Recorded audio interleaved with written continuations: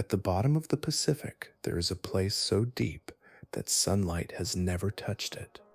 For decades, we treated it like the edge of the living world, a final black boundary where pressure became too violent, food became too rare, and life itself began to disappear. The Mariana Trench was supposed to be emptiness, a cold scar in the seafloor, a place where Earth simply ran out of surprises. But the deeper scientists went, the stranger the trench became. They found creatures that looked almost unfinished, bodies built for a world that should have crushed them, life moving slowly through darkness, so complete it may as well have been space. Then came the discoveries that were harder to explain, new species no one had ever cataloged, microbes that seemed to come from a hidden branch of life. And then, in water where sunlight never reaches, instruments detected something that should not have been happening at all. At first, the scientists thought the equipment was broken. It wasn't. The Mariana Trench is not an empty pit. It is a hidden world, and the more we explore it, the more it seems we misunderstood the deepest place on Earth completely. So tonight, we are descending into the blackest part of our planet, into a world buried beneath miles of ocean, where the pressure is powerful enough to crush steel, and where life has been quietly rewriting the rules in the dark. If you enjoy this kind of content, a like and subscribe helps more people find it. And I'm curious, what brought you here tonight? Can't sleep, or just love this kind of thing? Let me know in the comments.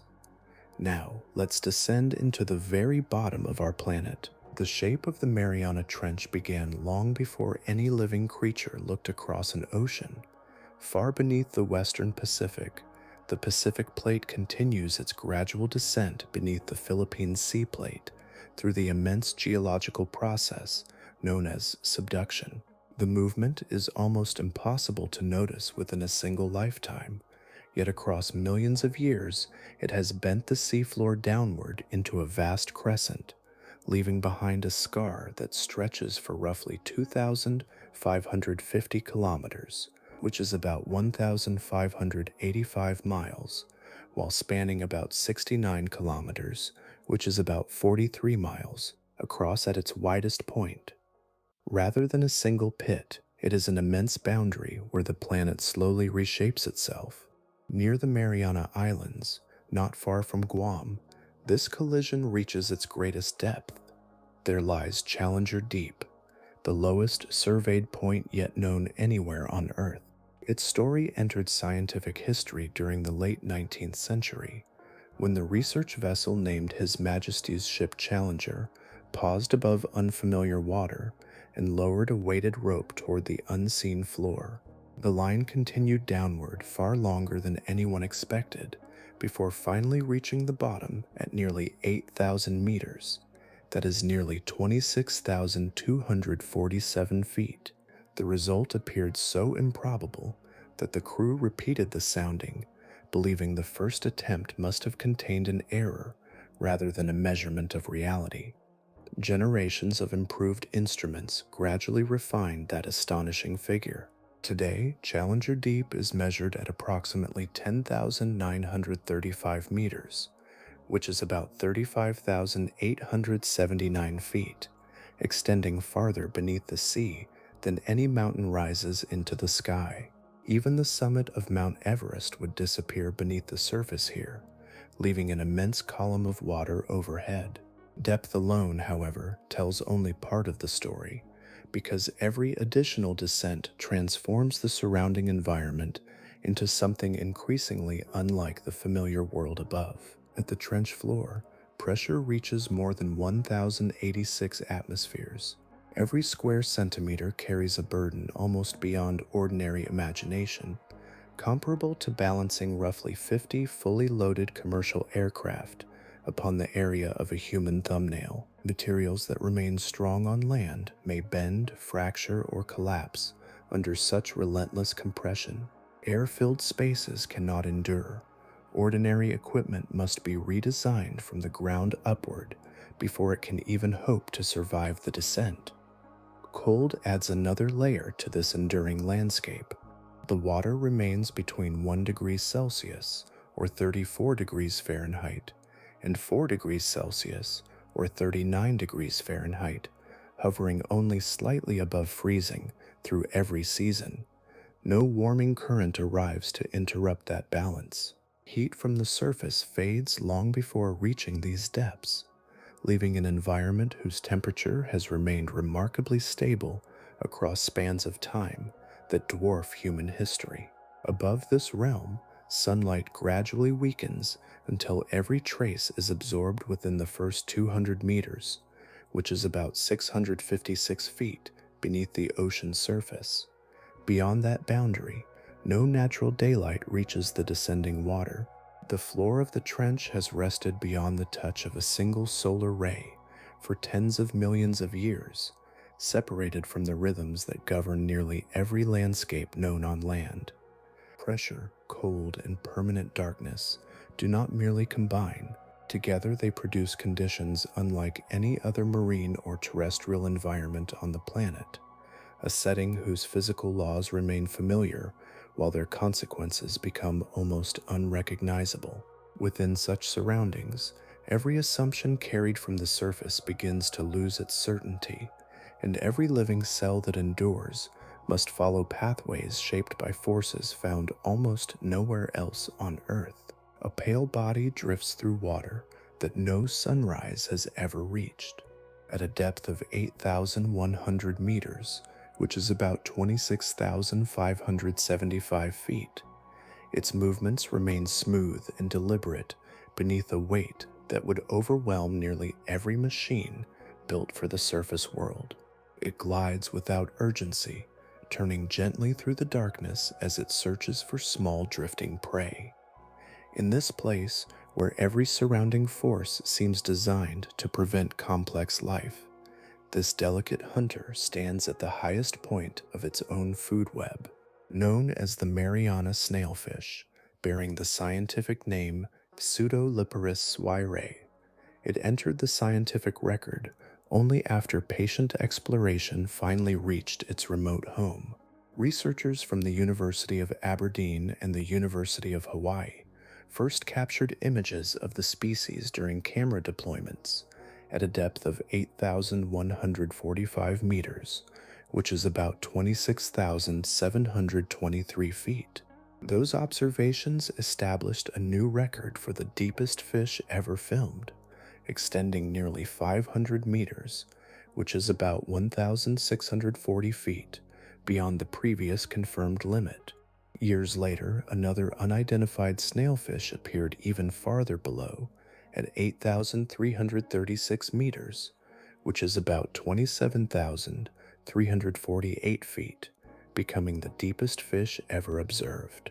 Nothing about its appearance resembles the fierce creatures that imagination often places in the deepest sea. The body is slender and almost transparent, lacking scales entirely. Light skin stretches so thinly across its frame that the outlines of internal organs can be seen through the body wall. Broad fins seem oversized beside the rest of the animal, allowing careful movements through water where every motion demands remarkable efficiency. The skull is not fully enclosed, a feature believed to reduce the mechanical strain that immense pressure would otherwise place upon a rigid head. Fully grown individuals reach about 28.8 centimeters in length, that is nearly 11.3 inches, while weighing only about 160 grams, less than many pieces of fruit found in an ordinary kitchen. Its appearance suggests fragility, yet every detail reflects extraordinary specialization rather than weakness. Bones become lighter and more flexible. Tissues contain unusually high concentrations of gelatinous material, allowing the body to remain stable despite forces that would compress ordinary vertebrate anatomy beyond survival. Instead of resisting pressure with rigid strength, the snailfish yields to it, becoming part of the environment rather than struggling against it. Evolution has shaped a creature whose greatest advantage comes not from overpowering its surroundings, but from matching them. The animals it hunts are mostly amphipods, small crustaceans that gather in remarkable numbers across the hadal seafloor. Their abundance provides a dependable source of nourishment in a realm where opportunities rarely arrive in generous supply. Few other vertebrates can descend into this depth, leaving the Mariana snailfish with little meaningful competition. It occupies the highest ecological position, not because it is immense or heavily armed, but because it has crossed a biological boundary that almost every other fish cannot. Genetic comparisons reveal that its ancestors once lived in much shallower water, approximately 20 million years ago. Across that immense span of time, each generation accumulated subtle changes that gradually transformed an ordinary lineage into one capable of thriving where crushing pressure never relents. Every adaptation visible today, from its flexible skull to its translucent body, belongs to that long evolutionary journey, written not through sudden transformation, but through countless small adjustments preserved across millions of years. The presence of this graceful predator reshaped scientific understanding of vertebrate survival. Limits that once appeared firmly established became less certain once living evidence moved beyond them. The deepest reaches of the ocean no longer represented a boundary where familiar life simply ended. Instead, they revealed that life had been refining unexpected solutions far below the reach of human observation, patiently continuing its own ancient experiment. One remarkable discovery has a way of changing the meaning of every discovery that follows. The graceful snailfish had already shown that vertebrate life could flourish far beyond the limits once considered possible, yet its presence left behind something larger than certainty. It suggested that many conclusions about the deepest ocean had been built upon fragments rather than a complete picture, inviting researchers to examine the hadal world with a patience and thoroughness never before attempted. That opportunity arrived when a coalition of scientific institutions in China united their efforts to explore the trench in unprecedented detail.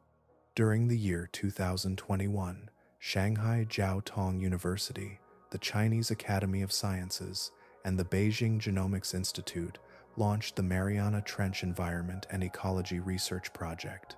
The ambition reached well beyond proving that life existed in the deepest ocean. That chapter had already begun. Instead, the project sought to understand the living system as a whole, tracing its species, chemistry, adaptations, relationships, and the true boundaries of survival. Supporting this effort was the manned deep-sea submersible named Fenduje, a word that may be translated as striver or fighter. Designed to reach the greatest known ocean depths, the vessel completed its first journey to the floor of the Mariana Trench during the year 2020, later extending its exploration to the Yap Trench and the Philippine Basin.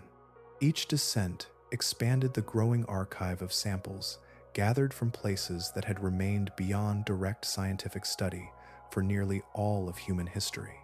The expedition returned with an extraordinary collection.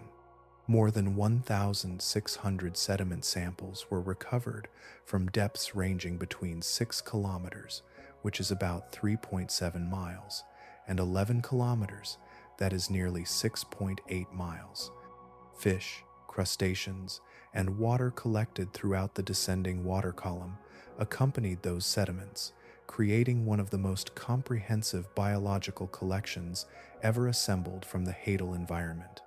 Every sample represented a fragment of an ecosystem that had evolved beyond ordinary observation for millions of years. Recovering organisms from such depths presents an immediate challenge because many delicate forms of life change or perish during the long ascent toward the surface.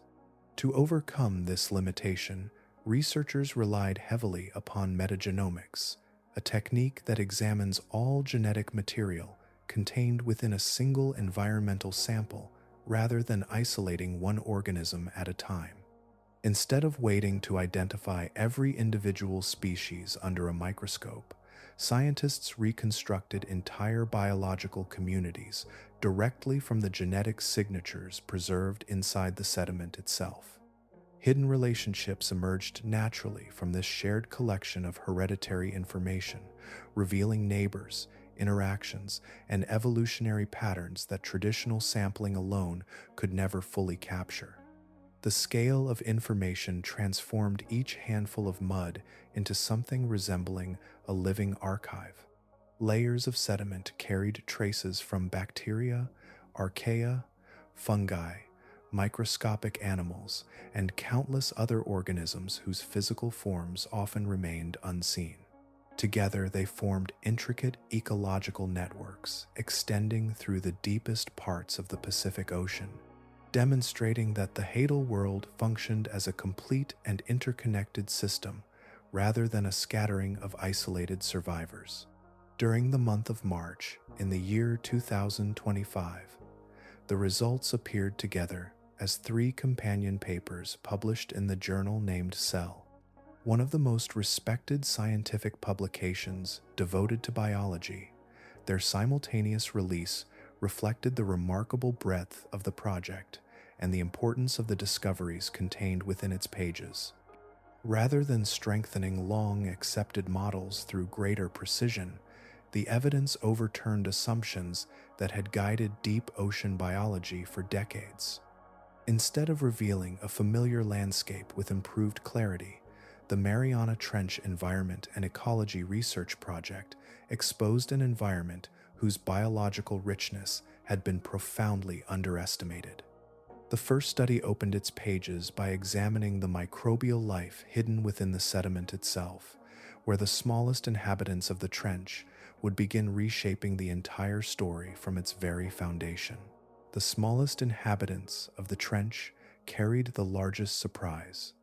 Hidden within grains of sediment no larger than a handful, researchers uncovered a biological community so immense that it transformed an obscure layer of seafloor into one of the richest frontiers ever examined. Every sample seemed to contain countless genetic signatures, unlike anything recorded before, revealing that the deepest ocean had been sheltering an unseen world whose true scale had escaped scientific attention for generations. The first publication from the Mariana Trench Environment and Ecology Research Project reported the recovery of 7,564 distinct species-level genomic units from hadal sediment. Of those newly identified forms of life, approximately 89.4% had never appeared in any public scientific database anywhere on Earth. Their hereditary information was completely unfamiliar, representing branches of the living world that had remained absent from every previous catalog, despite centuries of biological exploration across the planet. The magnitude of the discovery became even more striking when placed beside the history of hadal research itself. This single expedition contributed more newly recognized microbial species from one region than all earlier investigations had collectively documented throughout the deepest ocean. The researchers described their collection as roughly 10 times larger than every previously reported hadal microbial dataset combined, expanding the known biological landscape with extraordinary speed while demonstrating how incomplete earlier surveys had truly been. These organisms were not scattered curiosities hiding in isolated pockets of sediment. They formed the dominant living community across the trench floor, carrying out the countless microscopic processes that sustain the foundation of the entire ecosystem. Long before larger animals appeared in camera footage or specimen containers, these unseen inhabitants had already been shaping the chemistry of their surroundings through continuous cycles of growth, metabolism, and adaptation. Humanity simply lacked the tools required to recognize them. As scientists compared material gathered from different locations, another pattern slowly emerged. The microbial communities inhabiting the Mariana Trench differed from those collected within the Yap Trench and the Philippine Basin. Each location possessed its own distinctive biological identity, reflecting millions of years of gradual adaptation to local geological conditions, chemical environments, and patterns of energy flowing through the deepest parts of the Pacific Ocean. Even neighboring hadal regions could not be treated as interchangeable landscapes. Yet beneath those regional differences rested remarkable similarities. Independent groups of microorganisms repeatedly evolved comparable genetic solutions for surviving relentless pressure, limited resources, and enduring isolation. Although separated by vast distances and countless generations, they arrived at many of the same biological strategies through entirely independent evolutionary histories. This recurring pattern reflected convergent evolution, where unrelated lineages gradually discover similar answers while following completely separate paths through time. Recognizing the importance of these discoveries, the research team placed the complete collection into publicly accessible scientific databases. Laboratories throughout the world immediately gained access to an immense archive of hereditary information, allowing specialists in microbiology, genetics, evolutionary biology, medicine, and environmental science to begin exploring its contents. The release of the data marked the beginning rather than the completion of the investigation, because every newly identified genome contained further layers of biological information waiting to be understood. Each sequence represents more than a name on a growing list. It preserves evidence of ancient evolutionary experiments conducted under conditions unlike any found across the familiar surface world. Hidden within those hereditary instructions may lie unfamiliar enzymes, unexpected metabolic pathways, novel cellular defenses, and entirely new forms of biochemical organization that remain invisible until careful analysis reveals their significance. The collection also leaves behind an arithmetic that resists comfortable conclusions. If one carefully planned expedition uncovered thousands of previously unknown microbial species within a single trench, then the remaining hadal regions, scattered across the global ocean, almost certainly contain discoveries of comparable richness. Beneath 6 kilometers, which is about 3.7 miles, of water, the living inventory of Earth becomes increasingly uncertain. No publicly accepted estimate attempts to measure the total number of undiscovered microbial species waiting across every hadal trench, because the answer extends beyond the confidence of present knowledge and into a horizon that remains wonderfully undefined. Counting unfamiliar species revealed only the outline of the hidden world. Looking more closely into their cells uncovered something even more remarkable. These microorganisms were not simply enduring one of Earth's harshest environments. They had gradually assembled an entirely different way of carrying out the ordinary work of life, replacing biological solutions that flourish near the surface with others shaped through millions of years beneath crushing water and perpetual darkness. Most biological knowledge has been built from organisms living under familiar conditions. Proteins are expected to fold into stable forms according to well-understood chemical patterns. Cell membranes are expected to remain flexible within moderate ranges of temperature and pressure. Energy passes through recognizable pathways, allowing growth, repair, and reproduction to proceed according to principles that appear nearly universal. Deep beneath 6 kilometers, which is about 3.7 miles, many of those assumptions begin to lose their reliability. Rather than struggling against those limitations, hadal microorganisms have rewritten them. Their cells contain remarkable compounds known as compatible solutes, small organic molecules that accumulate within the cell without disrupting its ordinary chemistry. These substances act as internal pressure buffers, surrounding delicate proteins and helping preserve their shape while immense compression presses from every direction. Comparable molecules exist in certain shallow water organisms, yet the forms identified within hadal microbes possess distinctive chemical structures, unlike those documented in familiar environments, suggesting that evolution has refined entirely new variations suited specifically to the deepest ocean. Pressure also creates another challenge hidden from ordinary observation.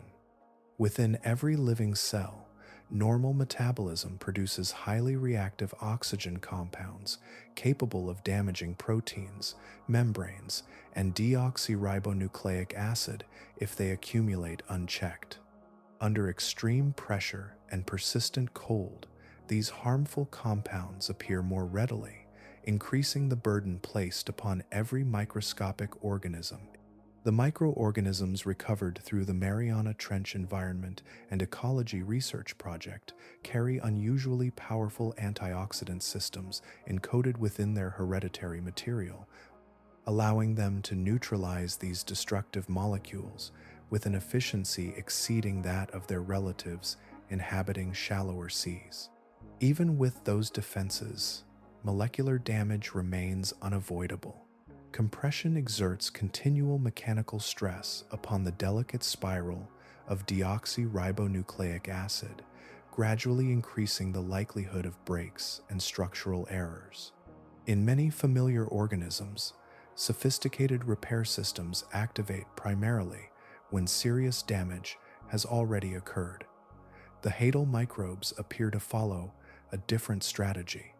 Their expanded collections of repair genes operate continuously as part of ordinary cellular maintenance, restoring genetic stability before accumulated damage can threaten survival.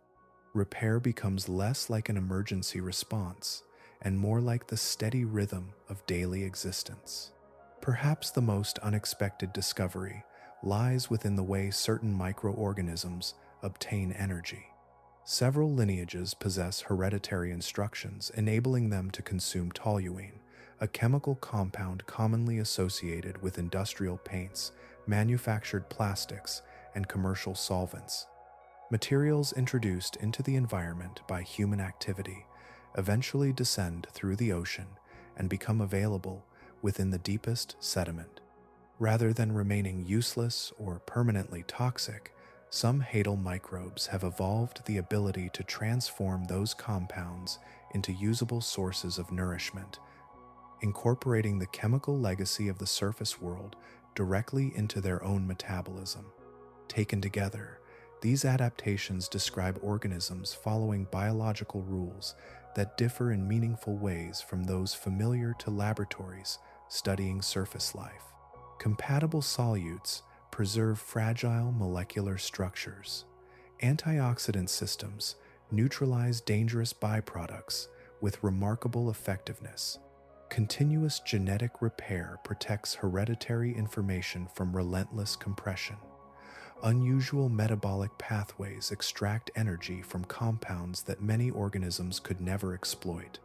Every solution reflects countless generations shaped by conditions that remained largely inaccessible until recent exploration reached the trench floor. The emerging portrait is neither one of desperate survival nor biological compromise. These microorganisms are operating at home, using cellular machinery refined specifically for an environment where familiar biological assumptions no longer apply. What appears impossible from the perspective of the surface becomes entirely ordinary within the deepest ocean, where life has spent millions of years patiently composing its own version of chemistry. Far below every familiar current, Clusters of slender tube worms rise gently from the seafloor beside tightly gathered bivalves, forming living communities where almost every earlier expectation suggested none should exist. At a depth of 9,533 meters, which is about 31,273 feet, these animals occupy one of the most isolated environments on Earth, creating organized ecosystems that extend far beyond scattered survivors clinging to existence. Their presence became known through research published during the month of July in the year 2025. Using the manned deep-sea submersible named Fenduje, a Chinese scientific team documented the deepest confirmed observation of complex animal communities ever recorded. The discovery exceeded previous records by a substantial margin and revealed thriving assemblages of multicellular organisms in a place where biological complexity had long been considered increasingly unlikely with every descending kilometer. The first impression suggested a familiar ecological picture, yet the source of nourishment proved entirely different. At shallower depths, much of the deep ocean ultimately depends upon organic material drifting downward from the productive waters above. Fragments of dead plankton, microscopic remains, and countless other particles gradually sink through the water column, supplying food to organisms far below.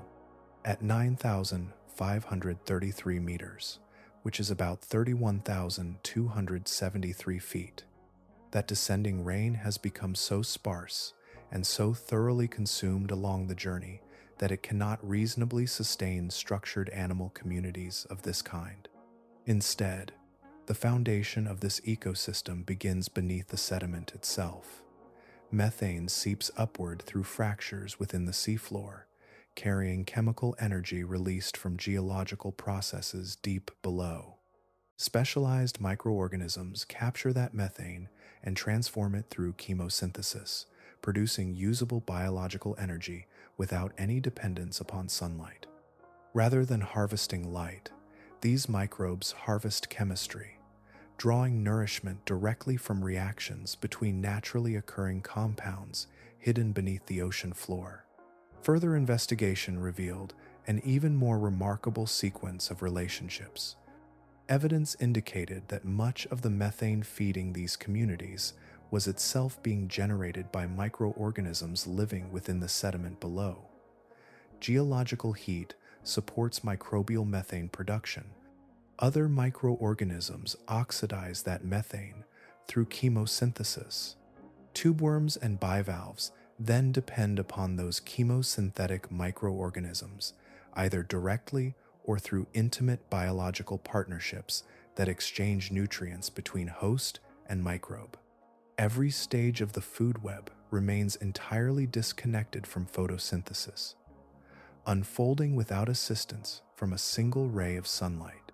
Around the animal colonies, researchers observed broad white microbial mats spreading across the sediment like pale blankets resting upon the trench floor.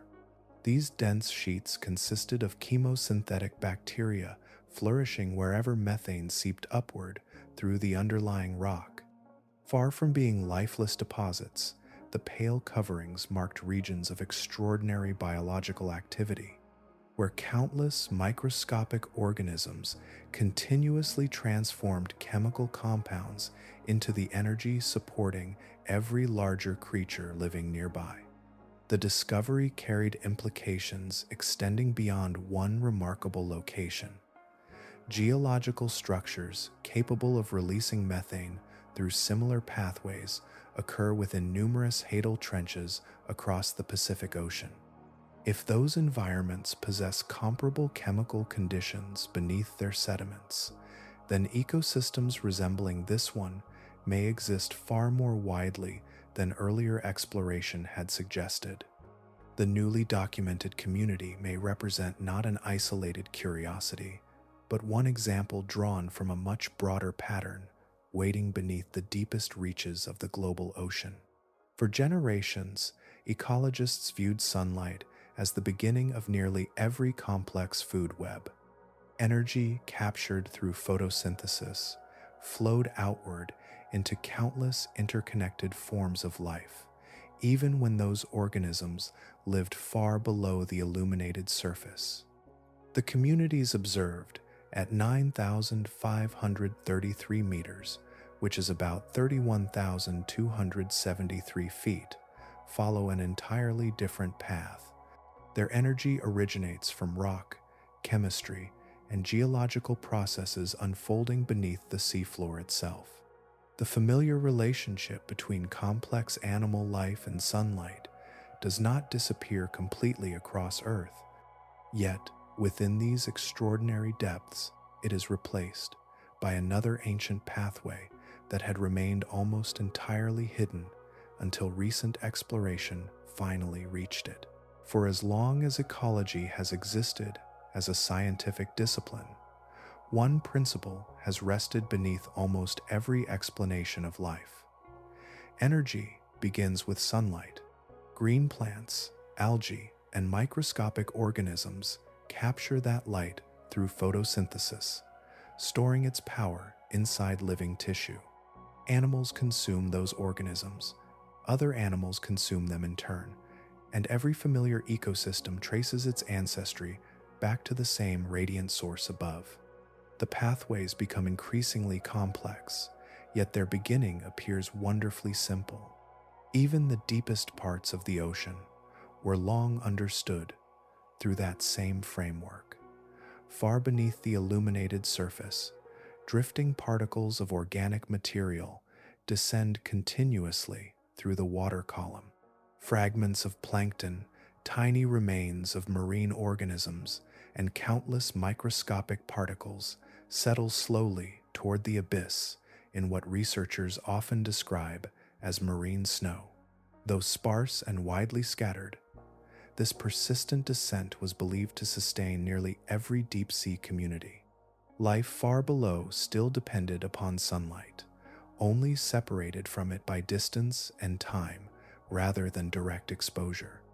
The communities discovered at 9,533 meters, which is about 31,273 feet, no longer fit within that explanation. Their existence does not rely upon the gradual arrival of biological material from above. The chain connecting them to the surface has been severed completely. No meaningful contribution arrives through falling organic debris because too little remains after the immense journey downward. Every essential source of energy lies beneath the organisms themselves rather than above them. Not a single photon participates in their food web. Sunlight neither begins nor sustains the biological processes unfolding within these communities. The surface ocean contributes no harvest of energy capable of supporting them.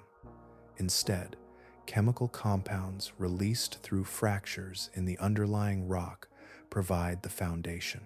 Geological activity deep within the planet creates methane. Microorganisms transform that methane into usable biological energy through chemosynthesis. Larger animals depend upon those microorganisms, forming a complete ecological system powered entirely by chemistry emerging from the Earth itself. This realization invites comparison with another celebrated discovery from ocean science. During the year 1977, researchers encountered thriving communities surrounding hydrothermal vents, where intensely heated water, rich in dissolved minerals, erupted from the seafloor. Those ecosystems also relied upon chemosynthesis rather than photosynthesis.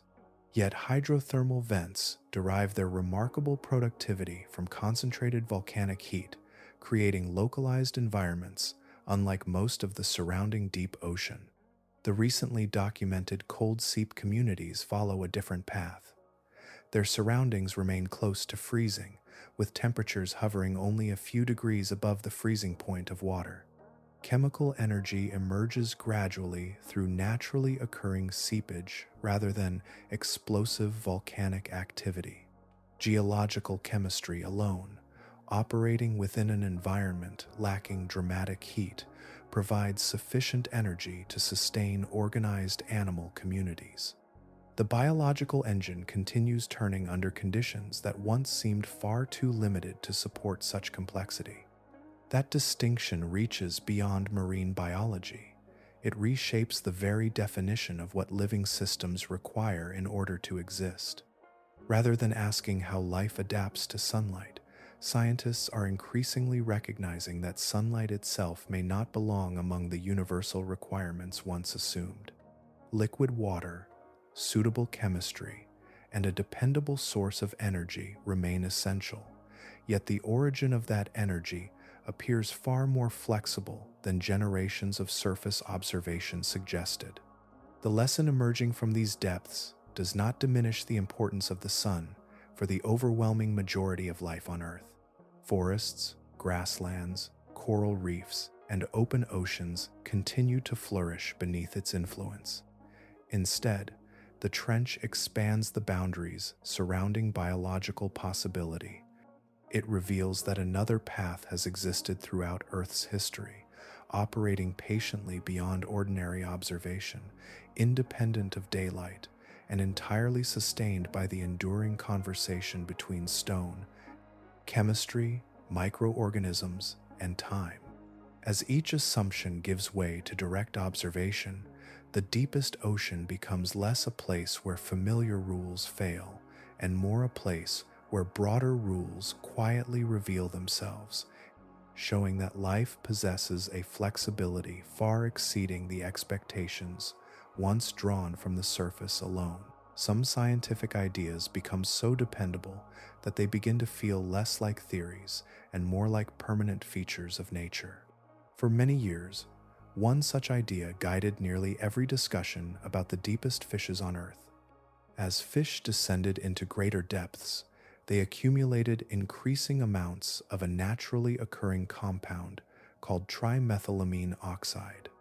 This molecule helps stabilize delicate proteins that would otherwise lose their proper structure under immense pressure, allowing ordinary cellular processes to continue where compression threatened to disrupt them.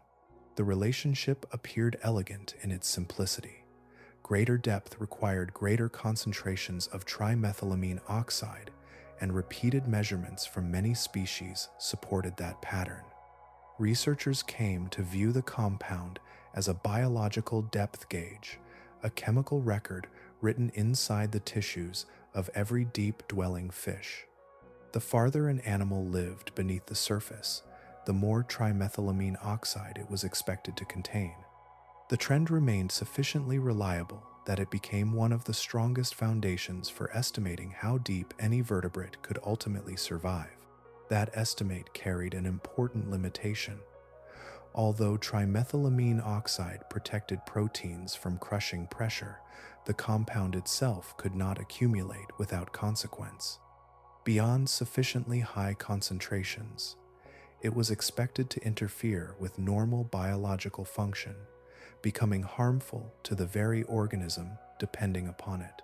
Calculations based upon careful laboratory work suggested that vertebrate life would eventually reach a chemical boundary at approximately 8,200 meters, which is about 26,903 feet. Beyond that depth, enough trimethylamine oxide would be required for survival that its own toxicity would become an unavoidable obstacle. This conclusion did not emerge from speculation or imagination. It rested upon decades of biochemical investigation, repeated observations, and careful experimental work. The proposed limit appeared consistent with everything scientists understood about protein stability, pressure adaptation, and vertebrate physiology. It entered textbooks because it successfully explained the evidence available at the time. The Mariana Trench Environment and Ecology Research Project offered an opportunity to examine that relationship more thoroughly than ever before. Researchers analyzed 11 species of hadal fish collected across the deepest known habitats, expecting to strengthen the existing model with a broader collection of measurements. Instead, the familiar pattern gradually disappeared. Above 6 kilometers, which is about 3.7 miles, the expected increase remained visible. Below that depth, however, the concentration of trimethylamine oxide no longer continued climbing in any meaningful way. The steady upward trend simply leveled off. Fish inhabiting progressively greater depths were not carrying proportionally greater amounts of the compound. The biological depth gauge that had seemed so dependable ceased functioning where scientists expected it to become most important. The implications reached far beyond one unexpected measurement. Either these fishes possess additional molecular strategies for resisting pressure that do not rely upon increasing trimethylamine oxide, or the entire model linking vertebrate depth limits to the toxicity of that compound rests upon an incomplete understanding of hadal biology. Both possibilities require substantial revision to long-accepted explanations, because each suggests that the deepest living vertebrates are surviving through mechanisms still largely unknown. Neither outcome had been widely anticipated before these analyses. Researchers expected refinement rather than replacement, greater precision rather than fundamental reconsideration. Yet, the evidence pointed steadily toward the same conclusion.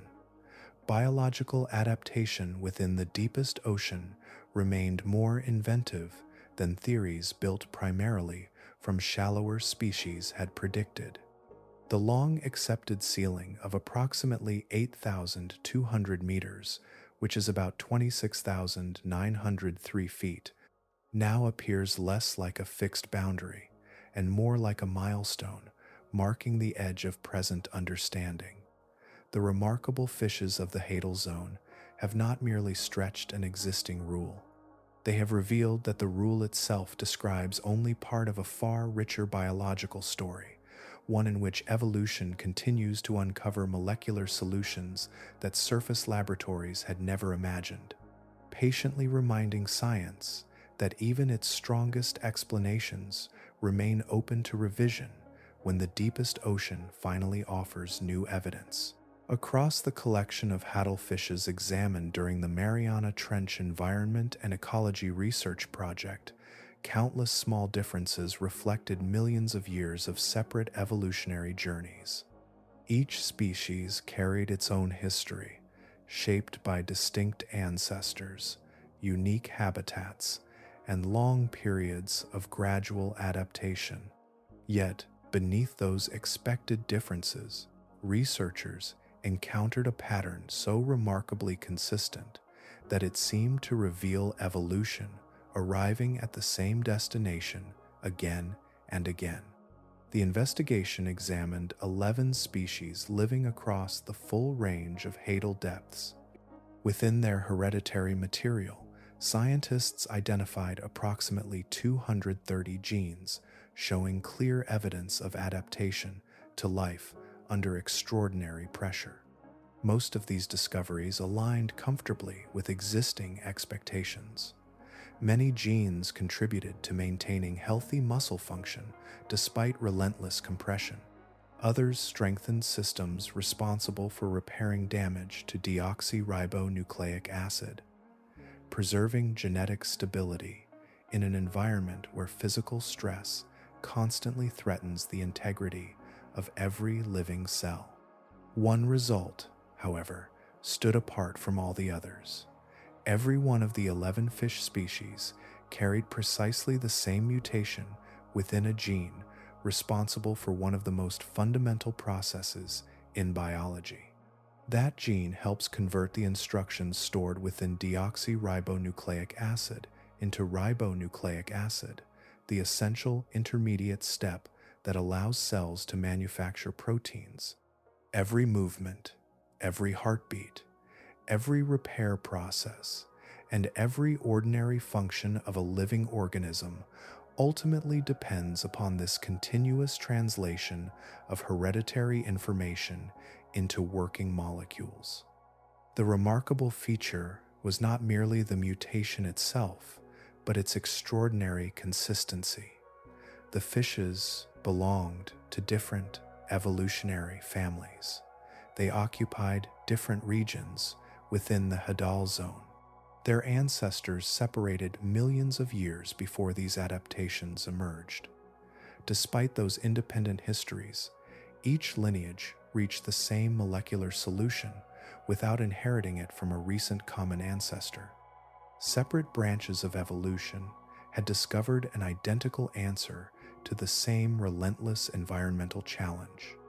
Researchers sought to understand whether this shared alteration truly provided an advantage.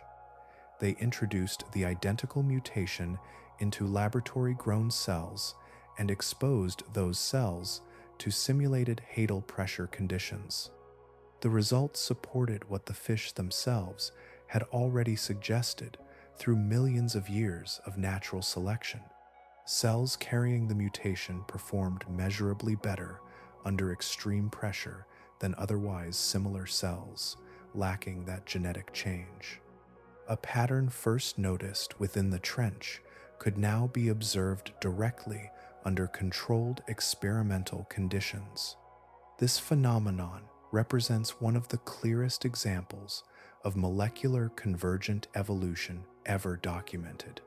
Convergent evolution occurs when unrelated organisms independently develop similar traits because they face comparable environmental demands. Wings evolved separately in birds and bats. Streamlined bodies appeared independently in dolphins and ancient marine reptiles.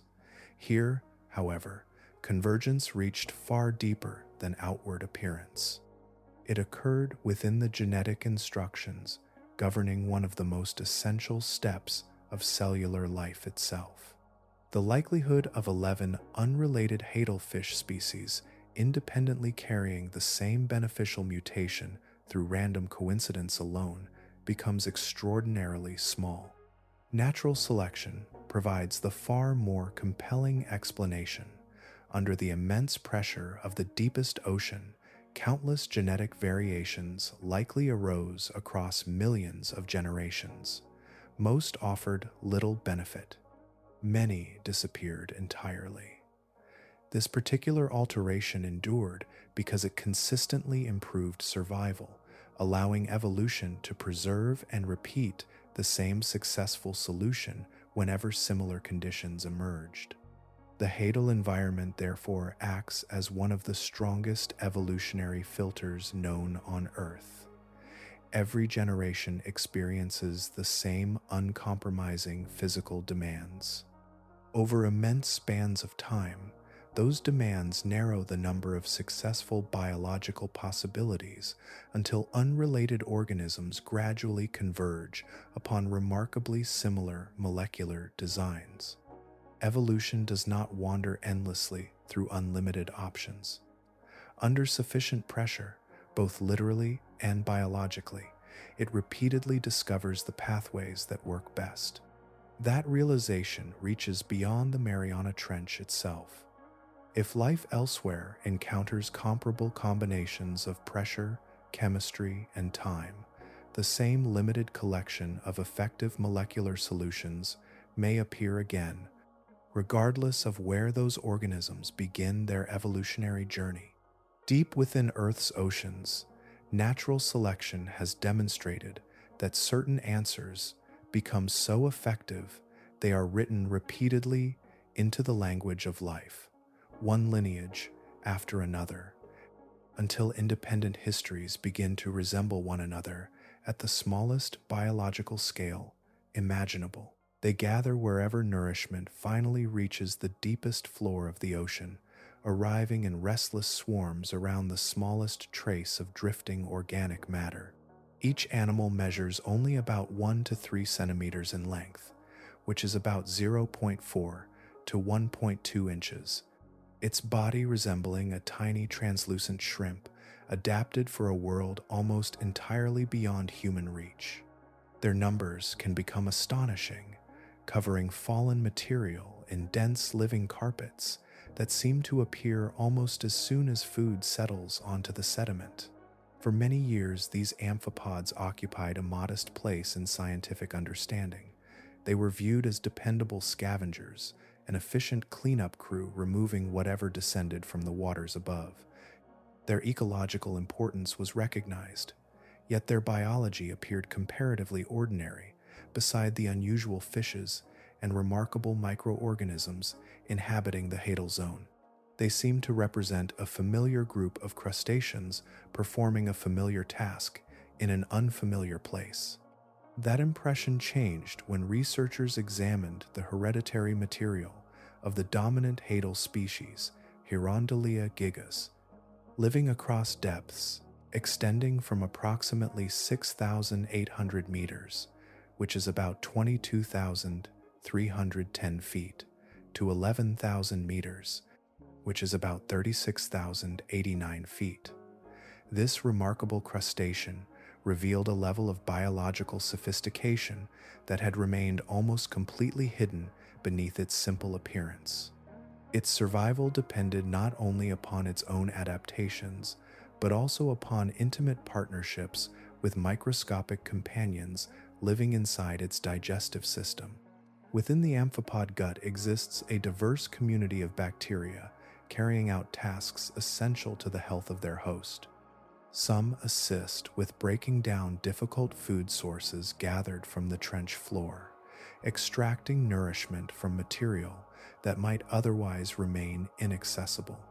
Others appear to defend against harmful bacterial invaders, creating a biological barrier that reduces the likelihood of infection under hadal conditions. Rather than functioning as isolated organisms, these crustaceans survive through a carefully balanced partnership in which microscopic life supports larger life in countless unseen ways. Further genetic analysis revealed another unexpected pattern. Amphipod populations inhabiting widely separated trenches were not evolving in complete isolation from one another. Individuals from the Mariana Trench shared hereditary similarities with populations living within the Kermadec Trench, separated by approximately 7,000 kilometers, which is about 4,350 miles.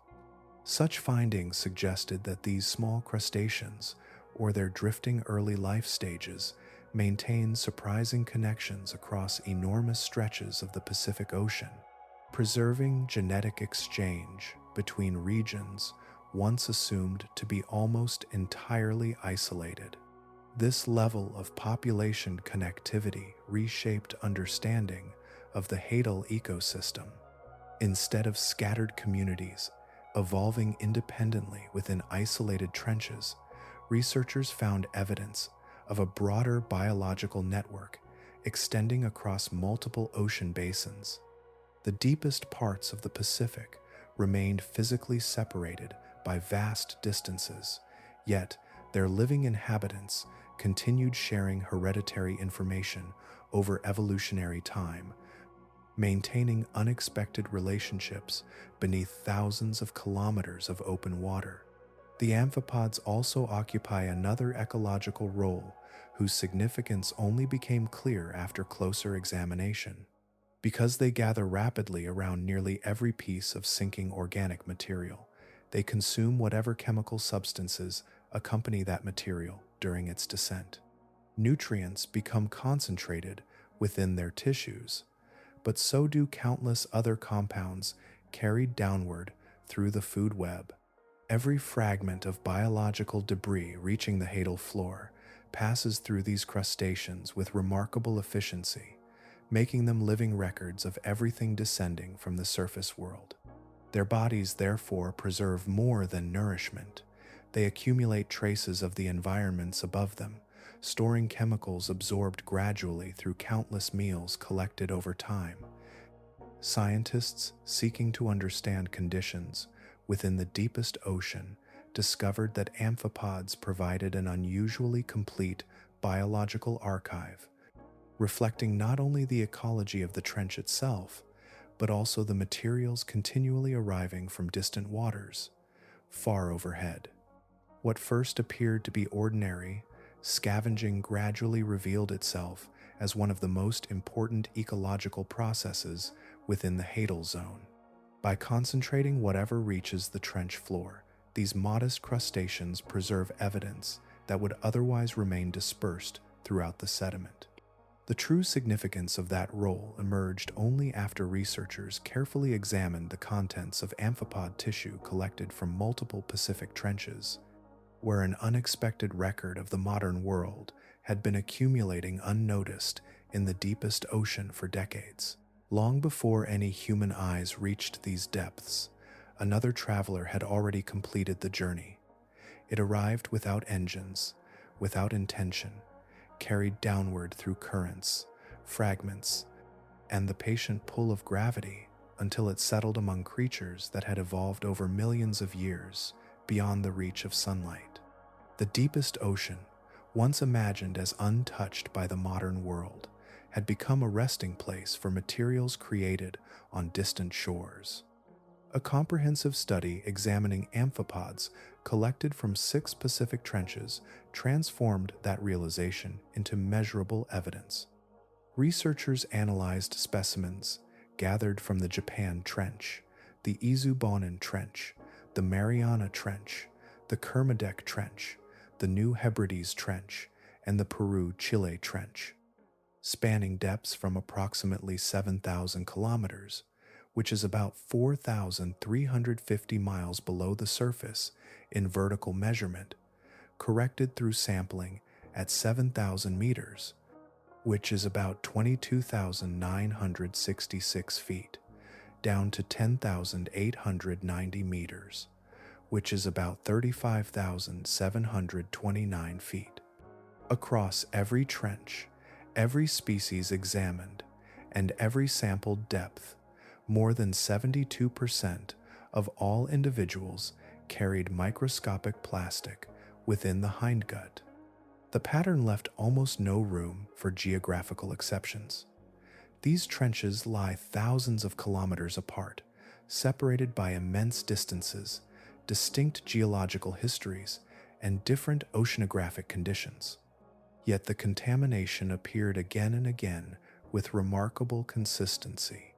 The deepest ecosystems of the Pacific had become connected by a common inheritance that did not arise from evolution or geology, but from material manufactured at the surface and dispersed across the planet.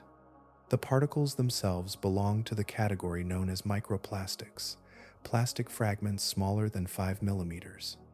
Within the amphipods, researchers identified synthetic textile fibers, irregular fragments produced as larger plastic objects slowly broke apart, and industrial plastic granules that had entered the marine environment before beginning their descent. Each particle represented an object once designed for human use, transformed by weather, waves, and time into fragments small enough to become part of an entirely different food web. When these findings were published, they marked the first confirmed record of microplastic ingestion by organisms living within the hadal zone. The discovery extended plastic pollution beyond coastlines, beyond coral reefs, beyond the familiar depths explored by most marine research. Even the greatest depressions of the ocean floor had become repositories for materials that did not exist anywhere on Earth until the recent past. Another investigation approached the problem from a different direction. Rather than examining animal tissue, researchers collected seawater throughout the southern Mariana Trench, drawing samples from depths between 2,500 meters, which is about 8,202 feet, and 11,000 meters, which is about 36,089 feet. Their measurements revealed that the surrounding water itself contained extraordinary concentrations of suspended plastic particles. In the most contaminated locations, each liter held as many as 2,000 individual pieces of microplastic, suspended throughout water colder than 1 degree Celsius, or 34 degrees Fahrenheit, to 4 degrees Celsius, or 39 degrees Fahrenheit. Such concentrations suggested that contamination was not confined to isolated objects resting upon the seabed. Plastic had become woven into the water column itself, drifting through the same currents that carried nutrients, microorganisms, and dissolved minerals. Every movement of the surrounding water possessed the potential to transport additional particles into habitats once considered unimaginably remote. Human exploration eventually provided images matching the laboratory evidence. During a record-setting descent in the year 2019, explorer Victor Vescovo reached Challenger Deep and spent several hours observing the trench floor. Among the remarkable geological formations and sparse animal life, he also reported seeing a discarded plastic bag together with candy wrappers resting upon the sediment. It marked the third confirmed observation of a plastic bag within Challenger Deep. An earlier record had already emerged from the deep sea debris database, assembled from thousands of dives conducted over several decades. There, researchers identified an ordinary grocery bag resting at approximately 10,975 meters, which is about 36,007 feet, establishing the deepest confirmed observation of plastic waste anywhere in the world's oceans. What first appeared as isolated debris gradually revealed a broader truth, one that reached beyond plastic itself toward forms of contamination even less visible, yet far more enduring. The deepest ocean carries a reputation for isolation, yet the evidence gathered from its inhabitants tells a different story. Long before researchers measured contamination in detail, the trench had already become connected to factories, cities, and rivers thousands of kilometers away, which is about 4,350 miles, through substances designed to endure almost anything nature could do to them. In the year 2017, a research team from Newcastle University published a landmark study in Nature Ecology and Evolution that transformed the Mariana Trench from a symbol of untouched wilderness into one of the most unexpected pollution sites ever documented. Using a deep-sea lander, the scientists recovered amphipods from the trench floor and examined their tissues for persistent organic pollutants, especially polychlorinated biphenyls and polybrominated diphenyl ethers. These chemicals had been manufactured because they resisted heat, chemical breakdown, and electrical stress, qualities that made them valuable in industry, while also allowing them to remain in the environment for decades. Polychlorinated biphenyls entered widespread industrial use during the 1930s, particularly inside electrical transformers and other heavy equipment. By the late 1970s, evidence of their harmful effects on living organisms had become overwhelming, leading many nations to prohibit their production. The ban slowed new releases, but it could not erase what had already spread through soils, rivers, coastlines, and eventually the open ocean. The amphipods revealed how completely those chemicals had traveled. Concentrations of polychlorinated biphenyls measured within animals from the Mariana Trench reached levels roughly 50 times greater than those recorded in crustaceans collected from rice fields supplied by the Liaohui River, one of the most heavily polluted industrial waterways in China. A comparison that seemed almost impossible became unavoidable.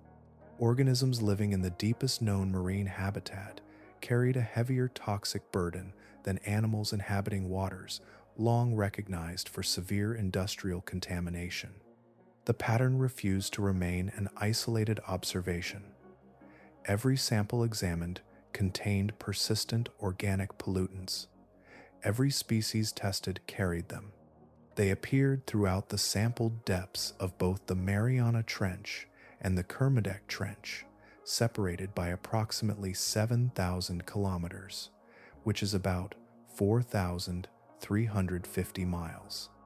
Such consistency suggested that contamination had become woven into the ecology of the hadal world rather than confined to scattered locations.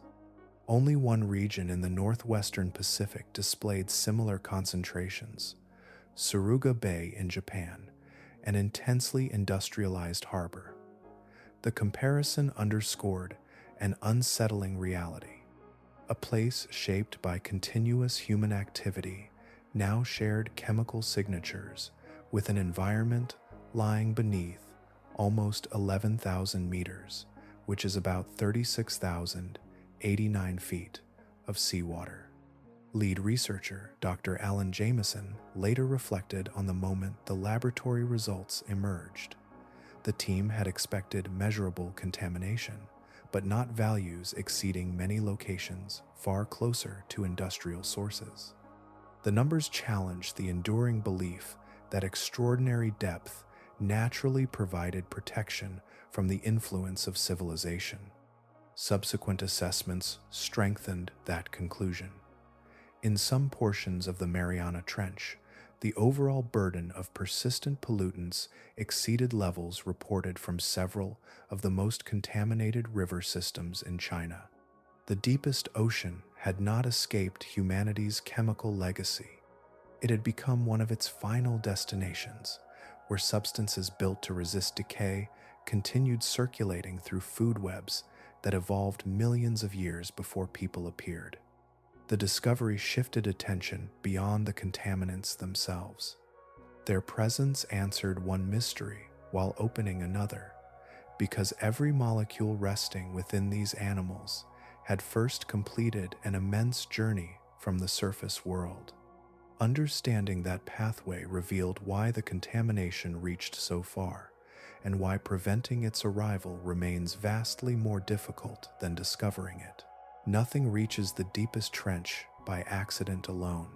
Every fragment of contamination follows a route governed by chemistry, gravity, and time, descending through the ocean by rules as dependable as the tides themselves. The journey begins far above the abyss, where pollutants released decades ago become attached to living things that unknowingly carry them toward the greatest depths on Earth. Polychlorinated biphenyls do not readily dissolve into seawater. Instead, they cling to organic material rich in fats and biological compounds. Tiny drifting organisms absorb them. Larger animals consume those organisms, and the chemicals pass steadily through the food web. They also attach themselves to fragments of dead marine life, discarded biological tissue, and the countless microscopic particles that together create the constant downward fall known as marine snow. Every day, this delicate rain drifts from the sunlit ocean toward darkness, transporting not only nutrients, but also the chemical legacy of the modern world. When a contaminated organism dies near the surface, its descent begins immediately. Depending upon its size and density, the journey through the water column may last from several days to many weeks before reaching the deepest seafloor. Throughout that passage, the pollutants remain bound within its tissues. Gravity provides the movement, while decomposition slowly reshapes the traveler without releasing the chemicals from their long descent. The geometry of the Mariana Trench then becomes part of the process. Rather than forming an open plain where sinking material may scatter widely, the trench narrows into an immense natural funnel.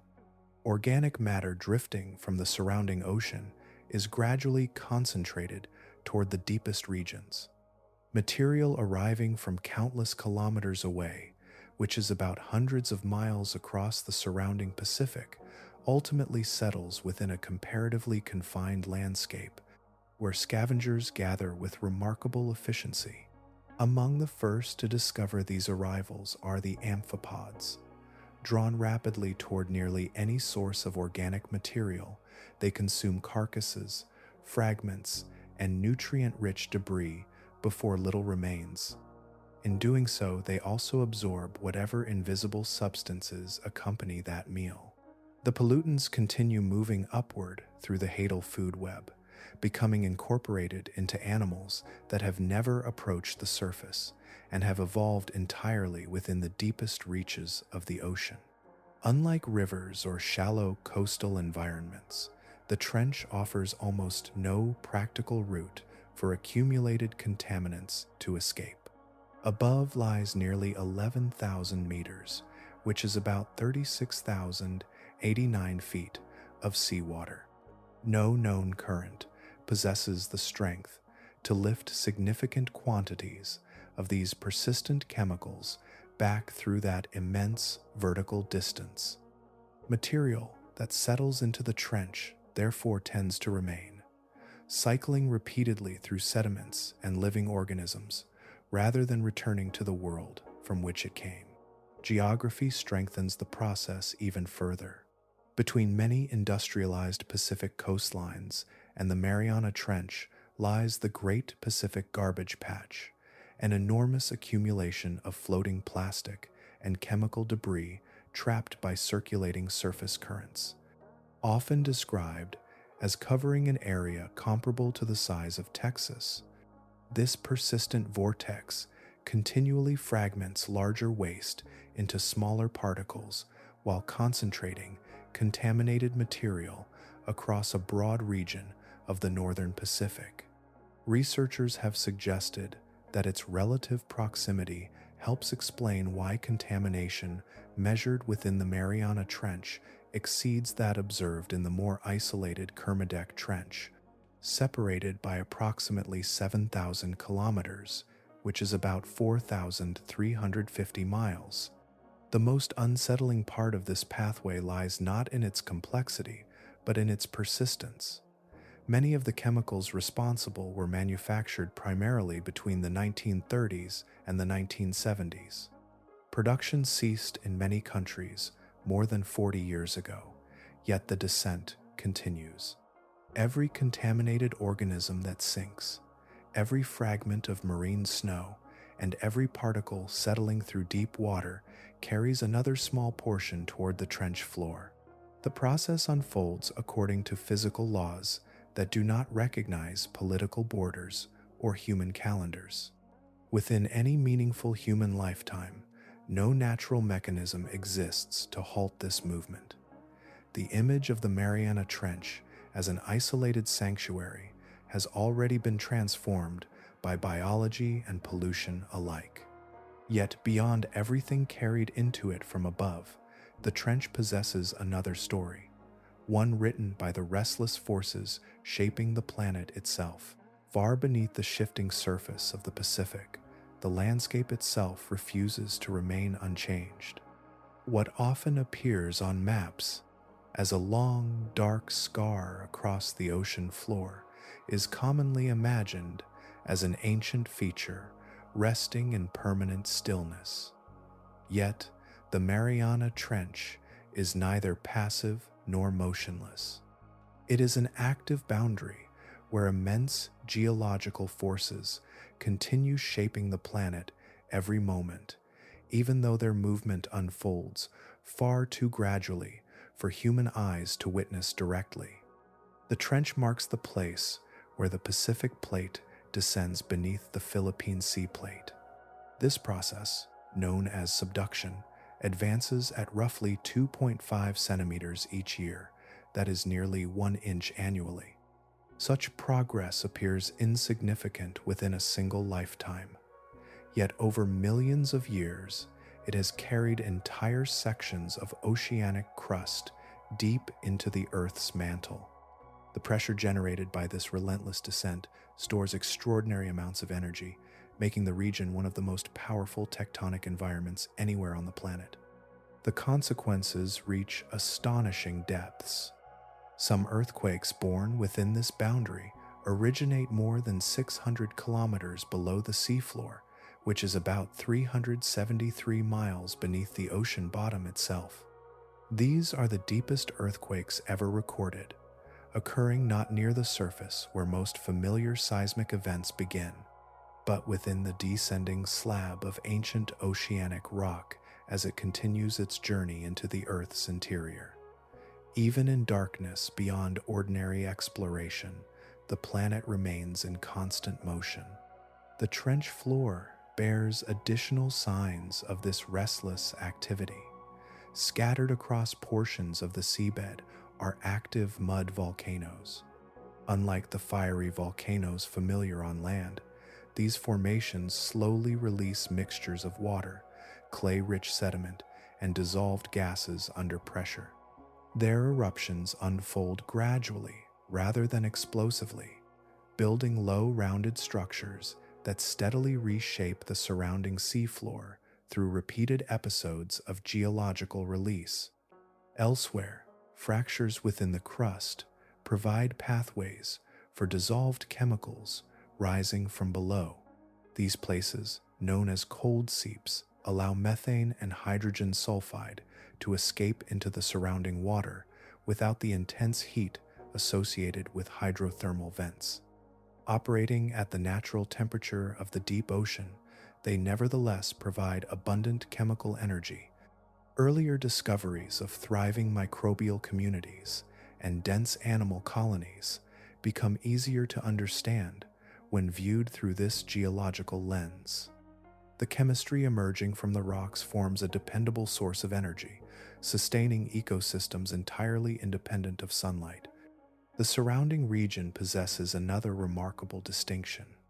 Researchers have confirmed sites where liquid sulfur emerges beneath the sea, one of only 2 known places on Earth where submarine liquid sulfur has been directly observed.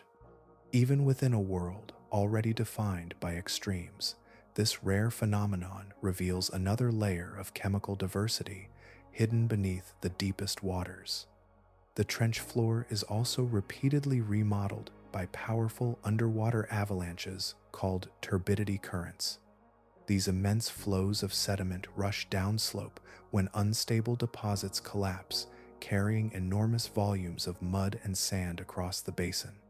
Each event alters the contours of the landscape, burying some features while exposing others.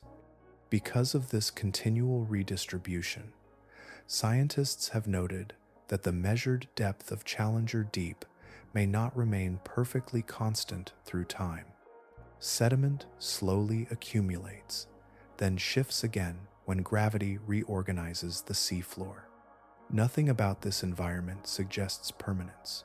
The deepest point in the ocean is shaped by converging tectonic plates, sculpted by submarine landslides, nourished by chemical seepage, and marked by geological processes that continue without pause.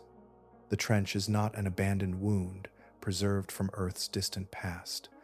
It is an active system, still writing its own history beneath kilometers of water, where every layer of rock, sediment, and chemistry remains connected to the living planet above. Not every scientific surprise arrives as a new species or an unfamiliar landscape. Sometimes it arrives as a single measurement that refuses to obey a rule accepted for generations. Among the oldest assumptions in biology is the belief that oxygen on Earth is created by living organisms using sunlight, with photosynthetic life splitting water molecules and releasing oxygen into the atmosphere and oceans. In that familiar picture, the deepest seafloor plays only one role. It consumes oxygen as organisms breathe, and organic matter slowly breaks apart.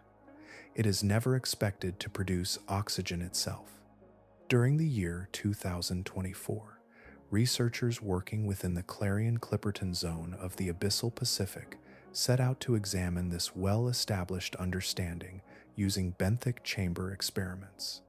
At depths of roughly 4,000 meters, which is about 13,123 feet, sealed chambers were carefully placed over patches of seafloor in complete darkness. The instruments enclosed seawater together with the underlying sediment, allowing the team to observe how oxygen concentrations changed over time without interference from surrounding currents. Every established model predicted the same outcome. The enclosed organisms would continue consuming oxygen through normal biological activity, causing concentrations inside each chamber to decline steadily as hours passed. Instead, the measurements drifted in the opposite direction. Oxygen levels gradually increased. In several chambers, they climbed to more than 3 times the surrounding background concentration after only 2 days. The observations appeared so unexpected that the researchers initially suspected faults within their equipment rather than an undiscovered natural process. The possibility of hidden biological activity demanded careful testing. If microscopic organisms had somehow continued producing oxygen, they would offer a familiar explanation. To examine that possibility, the researchers repeated portions of the experiment after introducing mercury chloride, a chemical used to eliminate biological activity within the enclosed seawater. The expectation remained straightforward. Without living organisms, any increase in oxygen should disappear entirely. Yet the measurements continued, revealing the same unexpected pattern. Oxygen still accumulated inside the chambers, despite the deliberate removal of biological production. Attention gradually shifted away from the living community and toward the seafloor itself.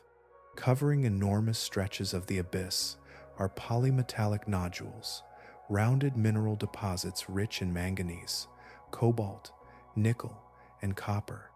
They resemble weathered stones scattered across the sediment, forming fields that have accumulated through extraordinarily slow geological growth over millions of years. Although long studied for their mineral wealth, they had never been regarded as possible participants in the production of oxygen. The research team proposed an explanation unlike anything previously considered. Measurements taken directly from the nodule surfaces revealed naturally occurring electrical voltage differences approaching 0.95 volts.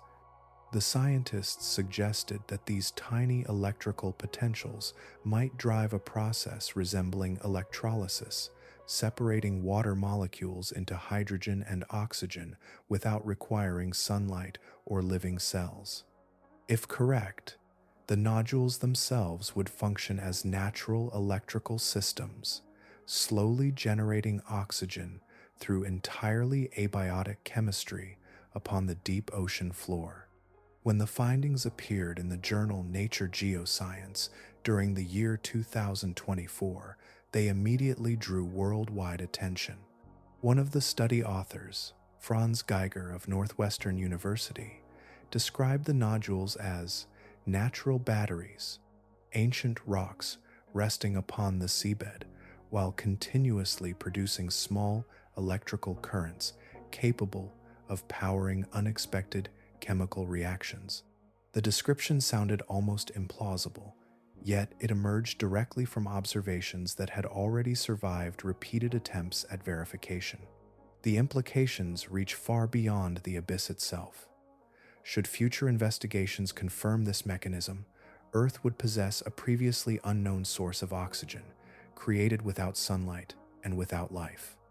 Such a discovery would require the rewriting of one of the most fundamental assumptions in Earth science, revealing that even something as familiar as oxygen may arise through pathways that remained hidden beneath the deepest waters for countless ages. Scientific discoveries sometimes settle into agreement within months. Others become the beginning of an argument that stretches across laboratories, disciplines, and continents. The report describing dark oxygen belonged immediately to the second category. Within weeks of publication, researchers around the world were examining every assumption, every instrument, and every conclusion, recognizing that the claim challenged one of the oldest principles in Earth science. Among the first responses came from marine scientists and electrochemists who questioned the proposed mechanism itself. The original study suggested that naturally occurring electrical differences measured across polymetallic nodules could produce a process resembling electrolysis, separating water molecules and releasing oxygen without sunlight or living organisms. Critics argued that such an explanation conflicted with established thermodynamics. In their assessment, the measured electrical potential, approaching 0.95 volts, remained below the level normally required to split seawater under the physical conditions found upon the abyssal seafloor. If those calculations proved correct, the observed oxygen would require another explanation entirely. Attention also turned toward the experimental equipment. The benthic chambers lowered onto the seafloor had sealed small volumes of seawater for observation over several days. Some researchers proposed that the chambers might not have been completely ventilated after reaching the bottom. Oxygen, trapped within the equipment during its descent through the water column, could have dissolved gradually into the enclosed seawater, producing the appearance of newly generated oxygen, even though no production had actually occurred. The concern focused not upon dishonesty, but upon the extraordinary difficulty of conducting precise chemical measurements beneath thousands of meters of ocean. The discussion became sufficiently significant that, by April of the year 2026, the journal Nature Geoscience attached an editorial note to the original publication. The findings remained under formal review, while questions surrounding the methodology and interpretation continued to be examined. The study was neither withdrawn nor confirmed. It occupied an uncommon position within science, standing between possibility and verification, while additional evidence was being gathered. The original research team continued defending its conclusions. Rather than retreating from criticism, the investigators announced plans for new expeditions using robotic systems capable of repeating the experiments upon the seafloor between Mexico and Hawaii. Independent confirmation has always represented the strongest foundation of scientific knowledge, and the researchers acknowledged that only repeated observations under carefully controlled conditions could determine whether the unexpected oxygen production truly existed. The debate extends far beyond academic curiosity because the rocks at the center of the controversy possess enormous economic value. Polymetallic nodules contain cobalt, nickel, copper, lithium, and manganese, elements essential for batteries, electric vehicles, renewable energy technologies, and many forms of modern electronics. Governments and commercial companies already hold exploration licenses across large portions of the Clarion-Clipperton Zone, viewing the abyssal plain as one of the world's largest untapped mineral resources. If dark oxygen proves genuine, those ancient nodules may support surrounding ecosystems in ways never previously imagined. Large-scale mining could remove not only valuable minerals, but also a previously unknown source of oxygen upon the deep seafloor. If the hypothesis ultimately proves incorrect, the controversy has nevertheless transformed scientific thinking. Researchers who once dismissed the possibility entirely are now designing experiments to determine whether any non-biological pathway for oxygen production exists beneath the ocean at all. That shift alone carries lasting significance. The disagreement is real, the evidence remains incomplete, and the outcome has not yet been decided.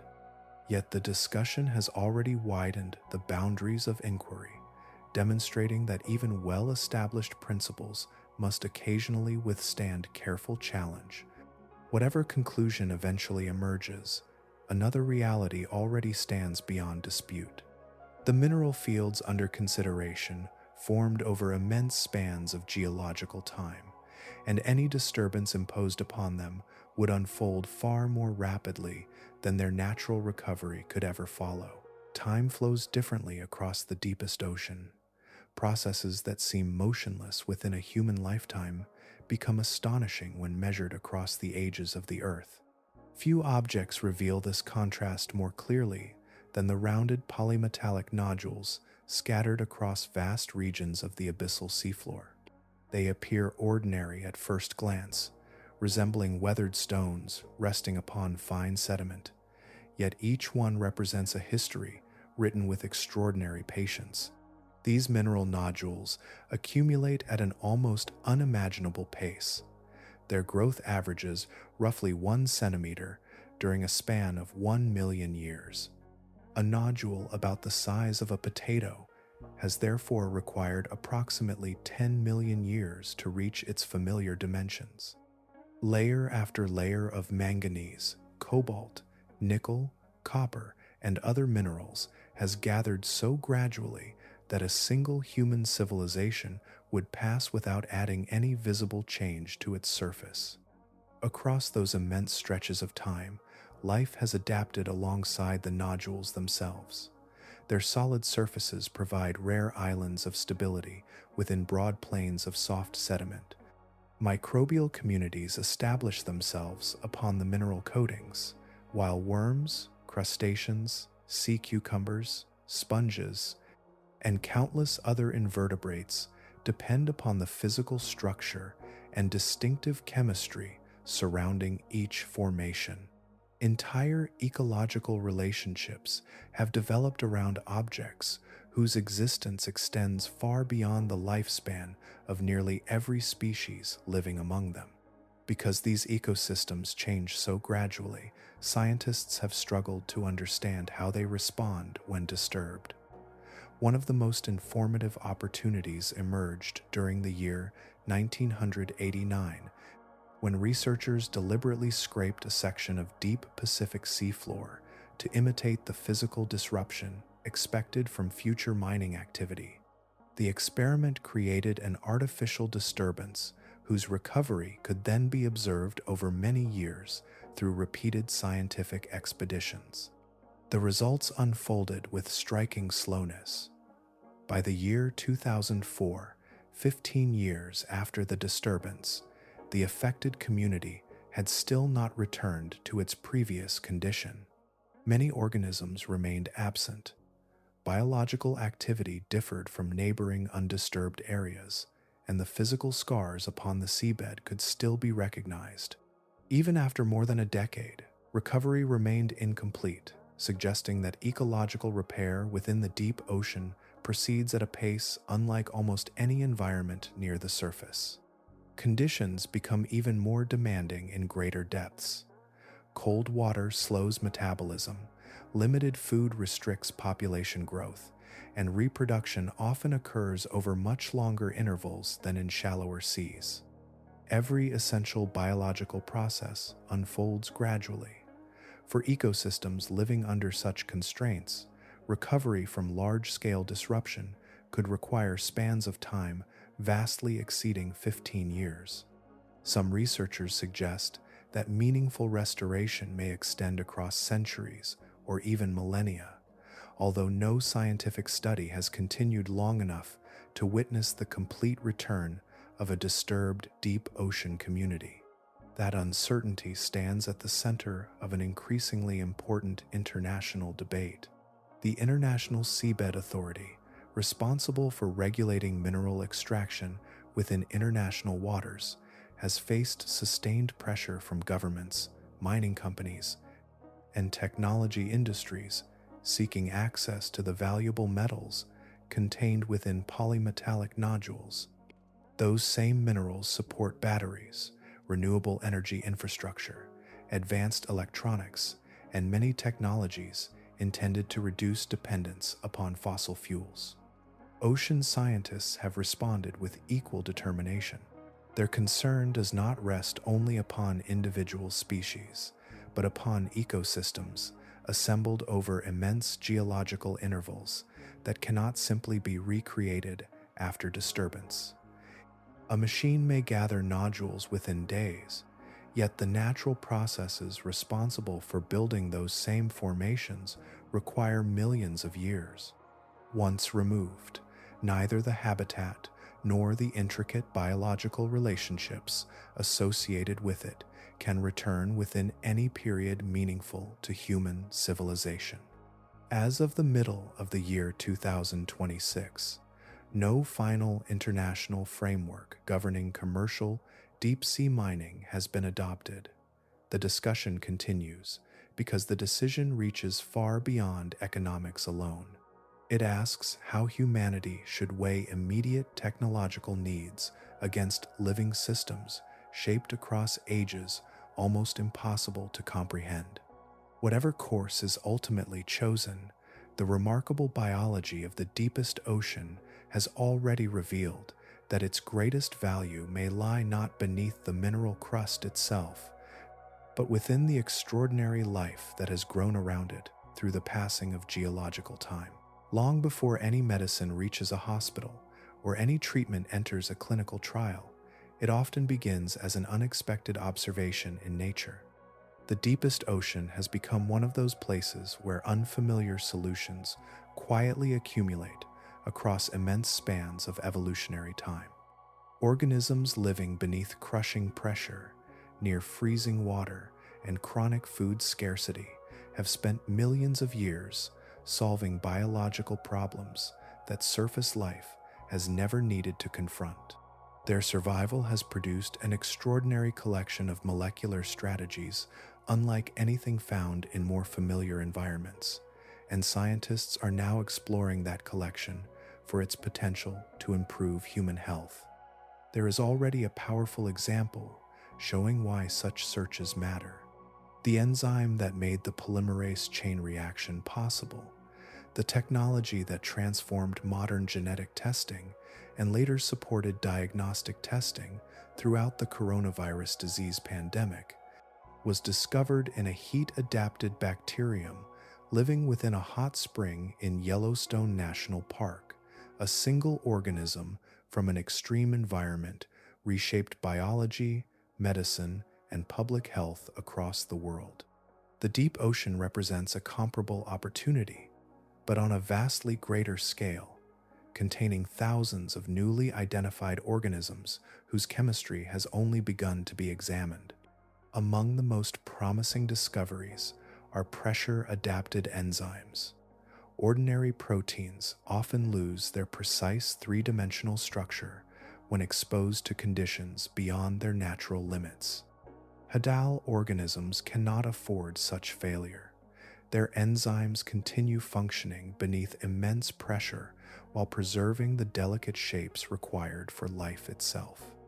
Researchers believe these remarkable molecules could improve pharmaceutical manufacturing, support industrial chemistry performed under demanding conditions, and inspire drug delivery systems capable of remaining stable inside unusually high-pressure biological environments, including certain forms of cancer where physical forces within tumors influence how treatments spread through tissue. Another area of growing interest lies within antioxidant defenses. Many hadal microorganisms possess exceptionally effective pathways for limiting damage caused by unstable oxygen-containing molecules that threaten cells during periods of stress. Cancer biology has revealed that malignant cells often rely upon comparable protective systems to survive chemotherapy and continue growing. By studying how deep ocean organisms regulate these natural defenses, researchers hope to uncover entirely new ways of disrupting the protective mechanisms that allow cancer cells to endure treatments intended to eliminate them. The remarkable capacity for repairing genetic material has also attracted intense scientific attention. Earlier genomic studies revealed that many hadal organisms maintain expanded systems dedicated to correcting damage within their hereditary instructions before that damage can accumulate. This constant maintenance is essential in an environment where cellular stress never truly disappears. Similar forms of accumulated genetic injury contribute to disorders affecting the human nervous system, including Alzheimer's disease and Parkinson's disease. Understanding how deep-sea organisms preserve the integrity of their cells may eventually inspire new therapeutic approaches aimed at slowing or preventing comparable damage within vulnerable human neurons. Life near the freezing point of seawater offers another valuable lesson. Specialized proteins and compatible dissolved compounds help hadal organisms preserve normal biological activity despite persistent cold. These same principles are directly relevant to cryopreservation, the science of protecting living material during extremely low temperature storage. Improvements inspired by deep ocean biology could strengthen methods used for preserving transplant organs, reproductive cells, valuable research samples, and perhaps, one day, even complex human tissues intended for advanced medical procedures or prolonged space exploration. The promise extends beyond any single discovery because the available resource has become extraordinarily large. The complete Marine Extreme Environment Research Genomic Database, containing thousands of newly identified species-level genomes, has been released as an open, scientific resource. Research groups across the world are steadily examining this immense catalog, searching gene by gene and pathway by pathway for biological innovations shaped through millions of years of evolution beneath the deepest ocean.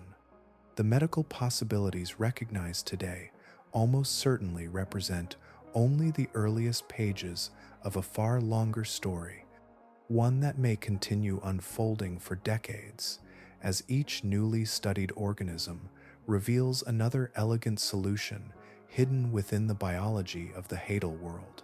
Far beneath the familiar rhythms of weather and daylight, the deepest ocean has become something greater than a destination of exploration. It has become a place where humanity tests some of its oldest assumptions about life itself. The discoveries gathered from recent expeditions reach beyond marine biology and geology, extending into one of the broadest scientific pursuits imaginable, the search for life beyond Earth. In that sense, the hadal world is no longer only a remote corner of our own planet. It has become a guidebook for interpreting distant oceans that no human being has ever seen. Astrobiology is the scientific discipline devoted to understanding where life can exist, how it begins, and how it survives under conditions far removed from those experienced at Earth's surface. For much of its history, this field inherited a simple framework from surface ecology. Life appeared to require liquid water, moderate temperatures, chemical nutrients, and a dependable source of energy that could ultimately be traced back to a nearby star. That picture proved remarkably successful across familiar environments, yet each descent into the deepest trenches gradually revealed that one of those foundations was less universal than it first appeared. The chemosynthetic communities discovered at depths approaching 9,533 meters, that is, nearly 31,273 feet, demonstrated that sunlight is not an absolute requirement for complex ecosystems. Instead of relying upon energy captured through photosynthesis, these organisms draw power from chemical reactions occurring where water meets ancient rock. Minerals rising through fractures and sediments provide the ingredients needed for entire biological communities to flourish without any direct connection to the light above. The ultimate source of energy is not a star, but the restless chemistry of the planet itself. That realization transformed the way scientists began thinking about distant worlds. One of the strongest candidates is Europa, a moon orbiting Jupiter.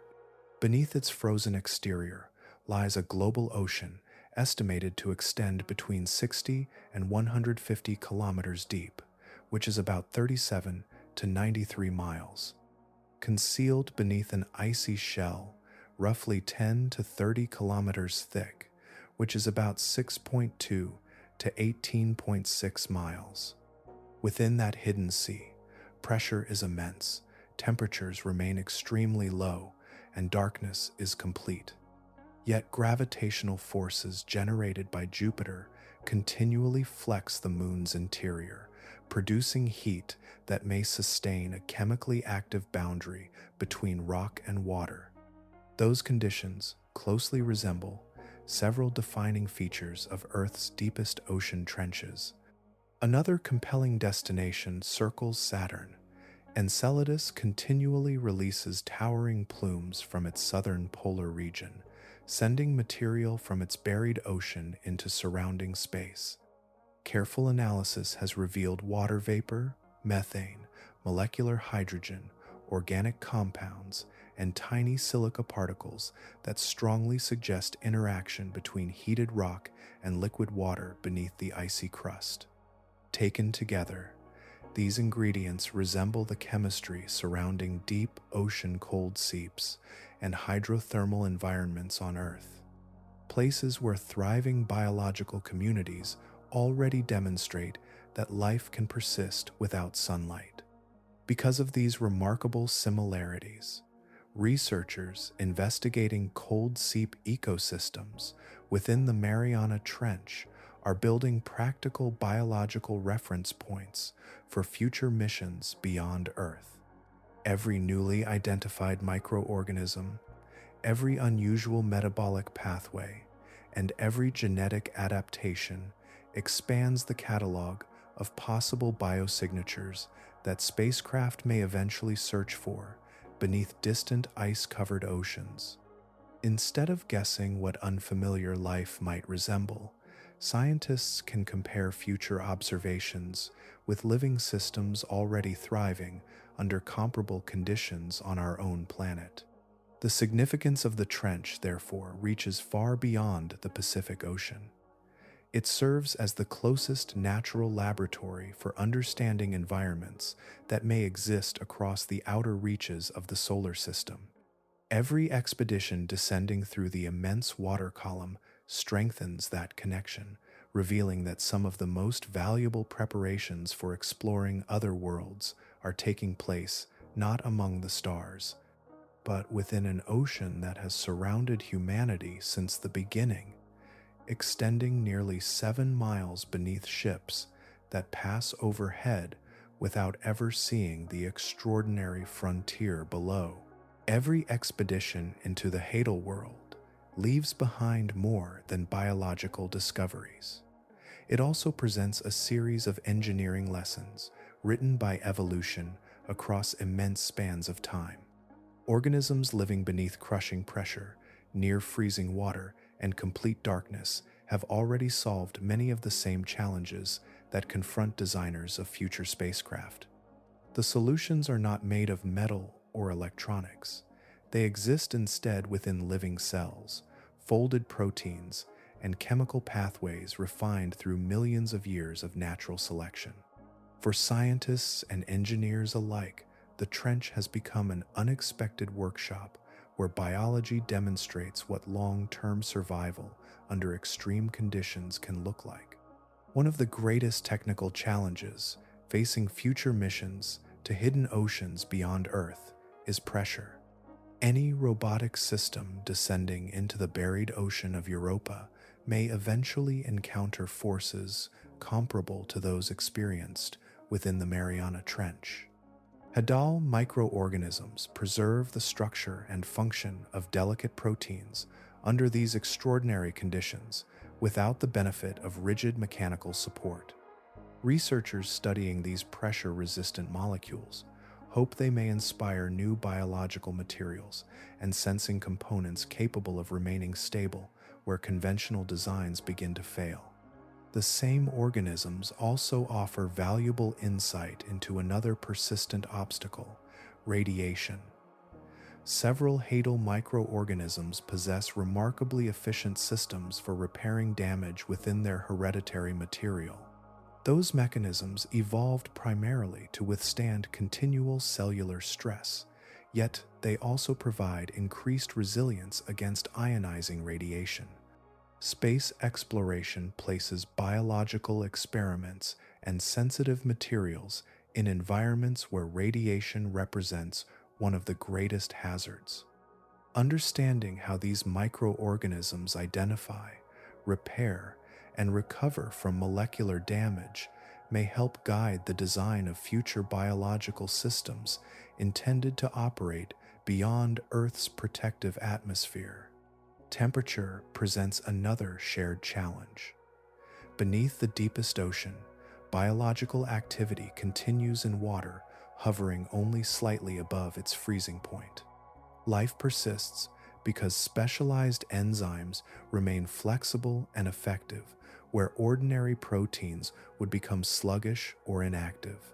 These cold-adapted molecules are attracting growing scientific interest because future instruments searching for life beneath frozen extraterrestrial oceans must also function under comparable conditions.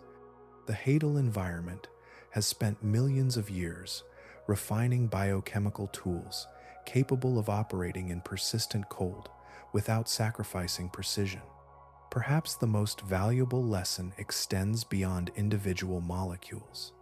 Chemosynthetic ecosystems demonstrate how entire biological communities can arise without any dependence upon sunlight. Certain microorganisms establish themselves first by drawing energy directly from chemical reactions between water and rock. Other organisms gradually build increasingly complex food webs upon that foundation until stable ecosystems emerge in complete darkness. These natural sequences provide an invaluable reference for scientists developing future missions intended to recognize the earliest signatures of life within hidden oceans elsewhere in the solar system. The growing collection of genomic information assembled through marine extreme environment research has therefore become an important resource extending far beyond marine biology. Thousands of newly identified species-level genomes are now openly available to researchers investigating evolution, biochemistry, medicine, and planetary science. Engineers designing future instruments for exploring extreme environments can draw upon these discoveries as examples of biological systems that have already endured conditions remarkably similar to those expected beneath distant icy worlds. Rather than beginning with assumptions, they can begin with living evidence gathered from Earth's own deepest frontier. As this scientific knowledge continues to accumulate, the trench becomes more than a destination for exploration.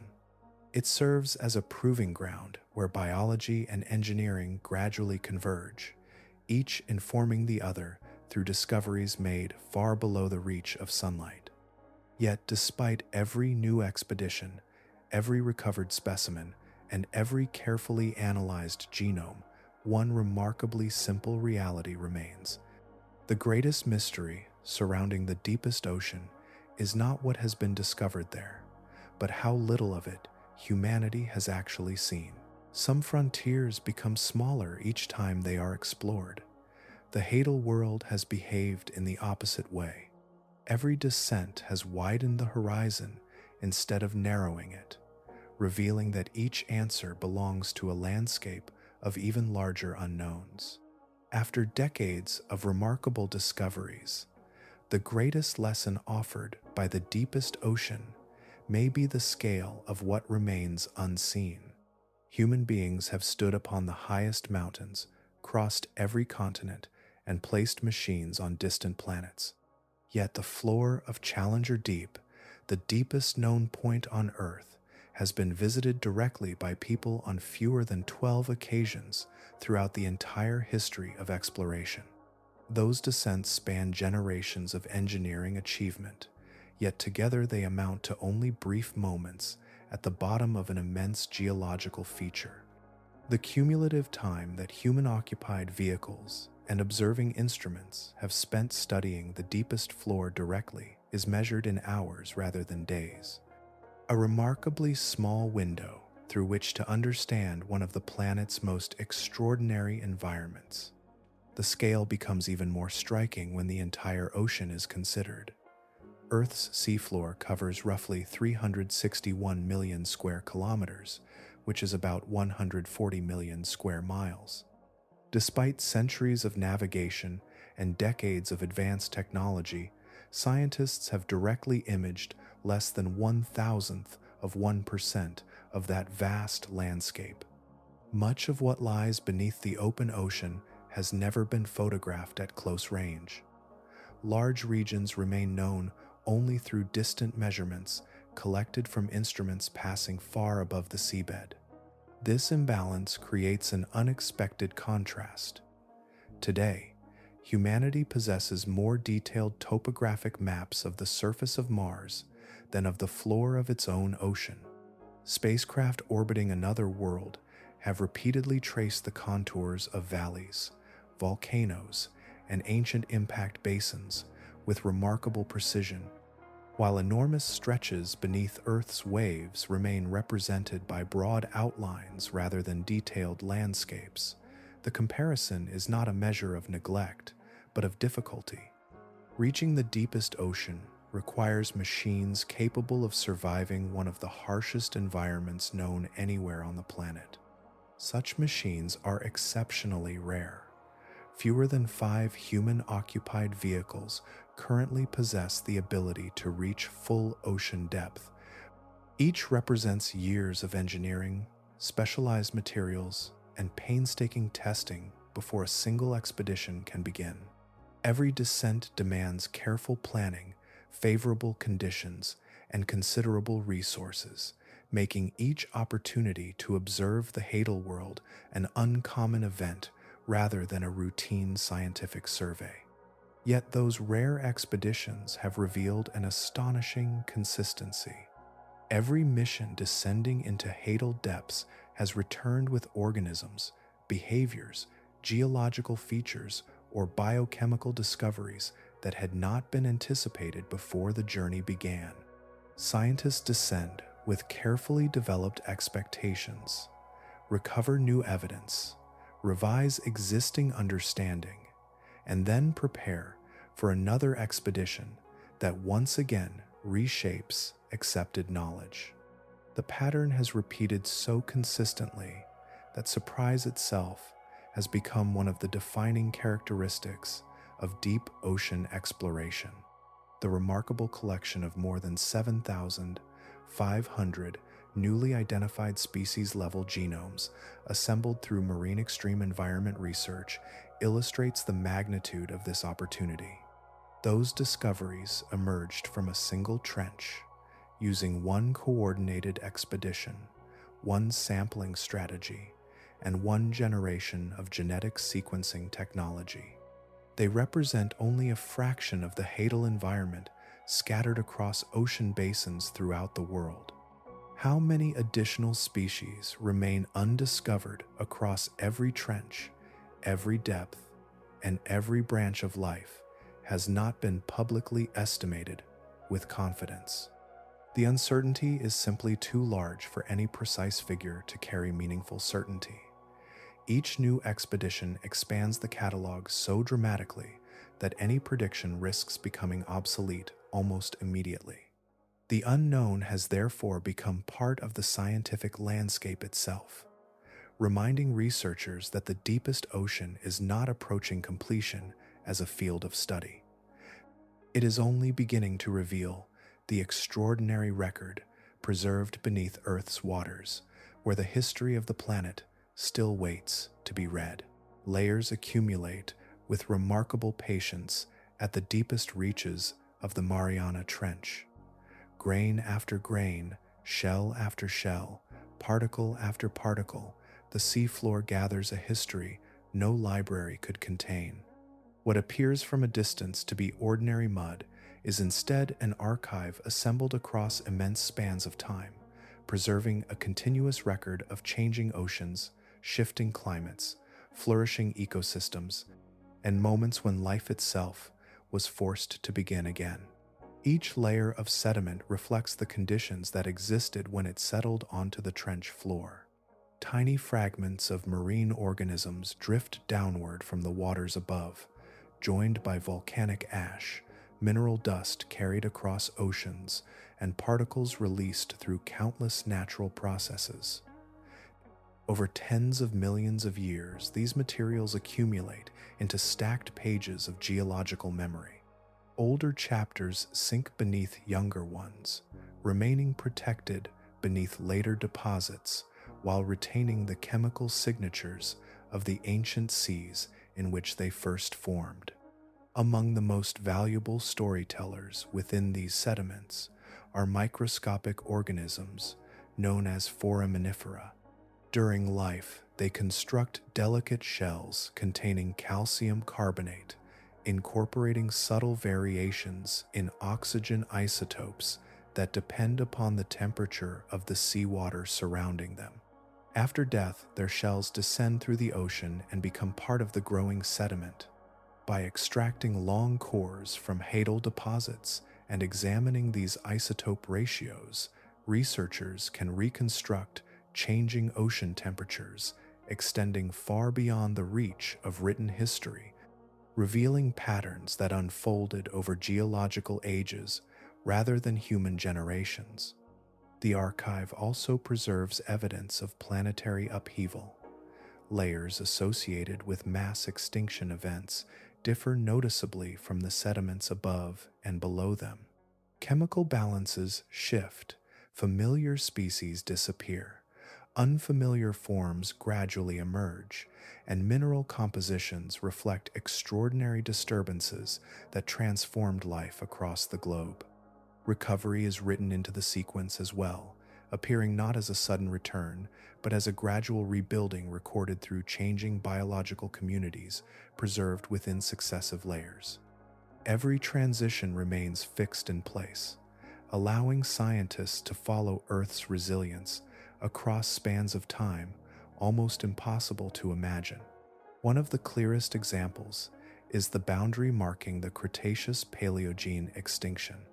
Within deep ocean sediment, it appears as a remarkably thin layer, enriched with iridium, an element uncommon within Earth's crust, but abundant in many asteroids. That narrow band represents the immense collision that ended the age of the non-avian dinosaurs and reshaped the course of evolution. Above it, ecosystems slowly reorganized. Beneath it lies a world that no longer existed after the impact. The trench preserves both chapters without preference, allowing each to remain part of the same uninterrupted narrative. The youngest layers tell a different story altogether. Instead of documenting only natural cycles, they contain unmistakable traces of modern civilization. Synthetic chemicals appear where none existed before. Polyester microfibers become woven into the sediment itself. Heavy metals associated with industrial smelting settle beside naturally occurring minerals. Distinctive isotopic signatures produced by atmospheric nuclear weapons testing during the 1950s and 1960s are carried across the oceans before descending into the deepest basin. Even here, the chemistry of human activity becomes inseparable from the geological record. Many geologists refer to this recent interval as the Anthropocene layer, the portion of Earth's sediments in which human influence emerges as the dominant planetary signal. Its presence is not confined to cities, rivers, or coastlines.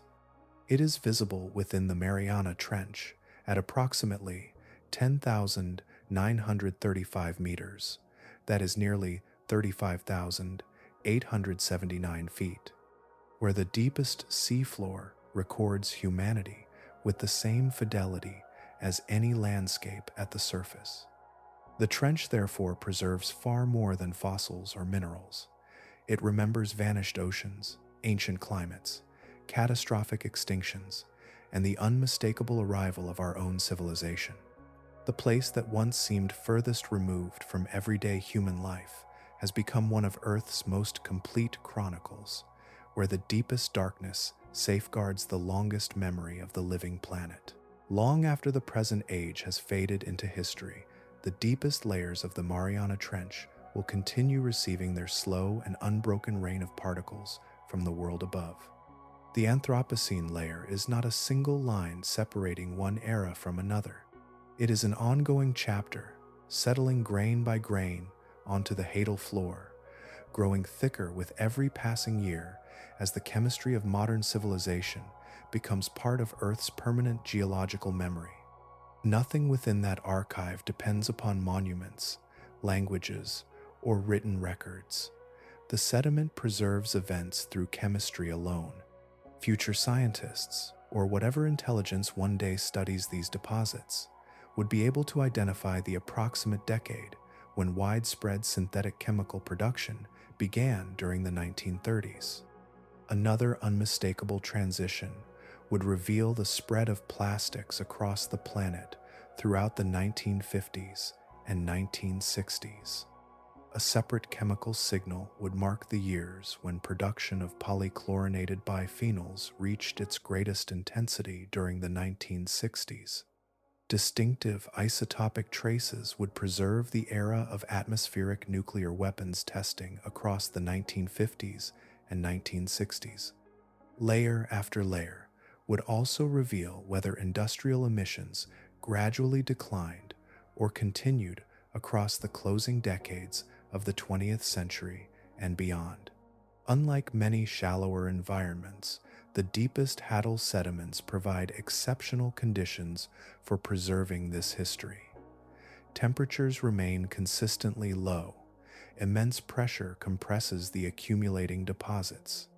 Animal activity, capable of mixing and disturbing the sediment, is greatly reduced, allowing delicate layers to remain comparatively intact over extraordinary spans of time. Each new deposit settles upon the previous one with remarkably little disruption, creating one of the clearest chronological records anywhere on the planet. The trench does not erase easily, it stores. That same archive is already preserving the biological discoveries gathered during the Mariana Trench Environment and Ecology Research Project.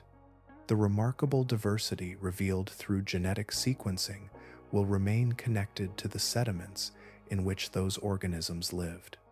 Alongside traces of unfamiliar life rest microscopic plastic fibers, persistent industrial pollutants, and chemical burdens carried through the food web before finally reaching the deepest ecosystem on Earth. Organisms that evolved in profound isolation became unwilling record keepers of an industrial civilization they never encountered directly. There is something deeply humbling in recognizing that the place long imagined as the most distant corner of our world has never existed beyond the influence of its surface. While cities expanded, factories multiplied, shipping routes crossed the oceans, and technologies transformed everyday life, tiny particles drifted steadily downward through the water column. Eventually, they reached a basin hidden beneath approximately 10,935 meters, that is nearly 35,879 feet, where they settled among sediments already preserving millions of years of planetary history. Nothing at the bottom announces these arrivals. No visible boundary appears overnight. Instead, every fiber, every synthetic molecule, every persistent contaminant joins the growing sequence with the same patience that once recorded ancient climates and vanished oceans. The archive makes no distinction between natural events and human ones. Both become chapters written in minerals, chemistry, and microscopic remains. The significance of this record extends beyond the present generation because geological archives measure time differently from human memory. Civilizations remember through documents and traditions. The trench remembers through accumulated matter. As long as those sediments remain undisturbed, they will continue preserving evidence of what humanity created, released, discarded, and discovered. Future readers of that archive may know nothing of our languages or cultures, yet they will recognize the unmistakable chemical signature of an industrial species that altered an entire planet. The trench offers no judgment and provides no commentary. It neither celebrates nor condemns. Beneath the weight of the deepest ocean, it continues the same patient work it has performed across geological ages, accepting each new layer exactly as it arrives, preserving it with extraordinary fidelity, and carrying Earth's longest memory ever deeper into time. The deepest discoveries rarely bring an ending. More often, they dissolve familiar certainty and leave behind a landscape filled with better questions. After years of exploration, sampling, sequencing, and observation, the Mariana Trench no longer appears as a destination where mysteries were solved. Instead, it has become a place where old assumptions quietly gave way, revealing a far larger frontier than anyone expected to find. For many years, the central question seemed wonderfully straightforward: what lives in the Mariana Trench? That question guided expeditions, inspired new technology, and shaped scientific expectations. Yet the discoveries gathered across the past decade did not simply provide a longer list of species. They transformed the question itself. The trench became less a catalog of unusual organisms and more a demonstration that life repeatedly invents solutions beyond those imagined by surface biology. Before the Mariana Trench Environment and Ecology Research Project, one of the defining uncertainties concerned survival beneath hadal pressure. Could complex organisms truly endure conditions that crush ordinary biological structures? The answer is now unmistakably affirmative. In its place stands a richer mystery. How many distinct molecular strategies has evolution created to solve the same physical challenge? Every newly sequenced genome suggests that the known collection of biological adaptations may represent only a small fraction of those waiting to be discovered. Whether within Earth's remaining trenches or in environments that have never been sampled, a similar transformation unfolded after researchers documented thriving chemosynthetic communities at approximately 9,533 meters, that is nearly 31,273 feet.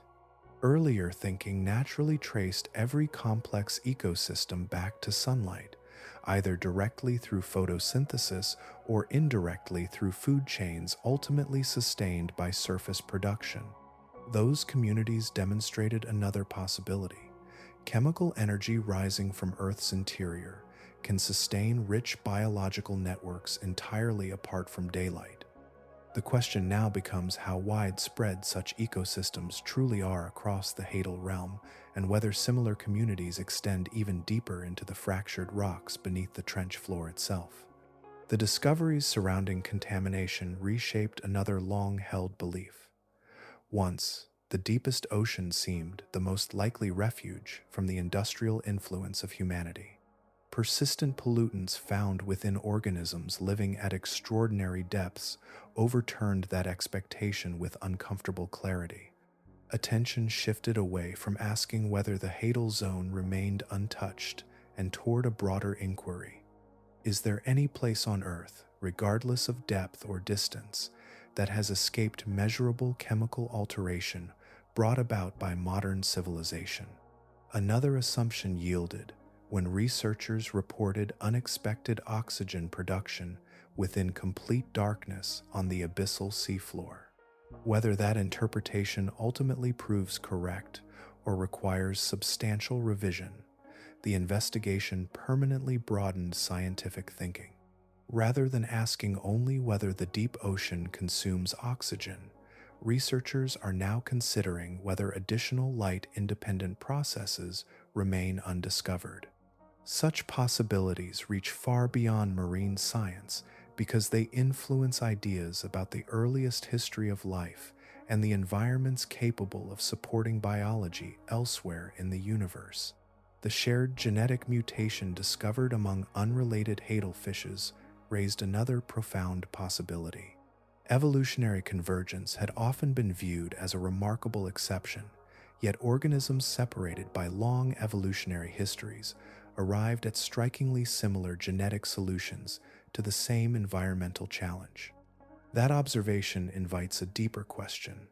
How constrained is the range of successful evolutionary pathways within the hadal environment, and would those same constraints guide life developing beneath distant oceans on other worlds? Perhaps the greatest change is not contained within any single discovery. It lies in the architecture of the unknown itself. The mysteries surrounding the trench have become more precise, more approachable through observation and experiment, and, at the same time, more extraordinary than those they replaced. Every answer has narrowed uncertainty while revealing deeper layers beneath it, suggesting that knowledge does not reduce wonder. It refines it, giving shape to questions that previous generations could scarcely have imagined asking. There is a gentle humility that emerges when the story is viewed from its widest perspective. The Mariana Trench did not suddenly become more remarkable during the years of recent exploration. Its creatures did not abruptly evolve new abilities. Its chemistry did not begin behaving in unfamiliar ways. What changed was not the trench itself. What changed was humanity's ability to reach it, observe it, and compare what was found with ideas that had been formed far above the deepest ocean. Many of the assumptions overturned by recent discoveries were reasonable conclusions drawn from the evidence available at the time. Scientists constructed models using the organisms they could study, the instruments they could build, and the environments they could access. Those models reached downward from the surface because the surface was where nearly every measurement had been made. They represented the best understanding possible within the limits of observation, not permanent descriptions of reality. Consider the long-accepted pressure ceiling for vertebrate life. It was estimated through laboratory experiments performed under conditions that began at ordinary surface pressure, using animals whose evolutionary histories unfolded in comparatively shallow environments. Mathematical projections extended those observations toward greater depths, suggesting that vertebrate biology would eventually encounter an unavoidable boundary. Yet living hadal fishes quietly continued their existence beneath pressures once believed impossible, demonstrating that evolution had discovered biological solutions long before human calculations anticipated them.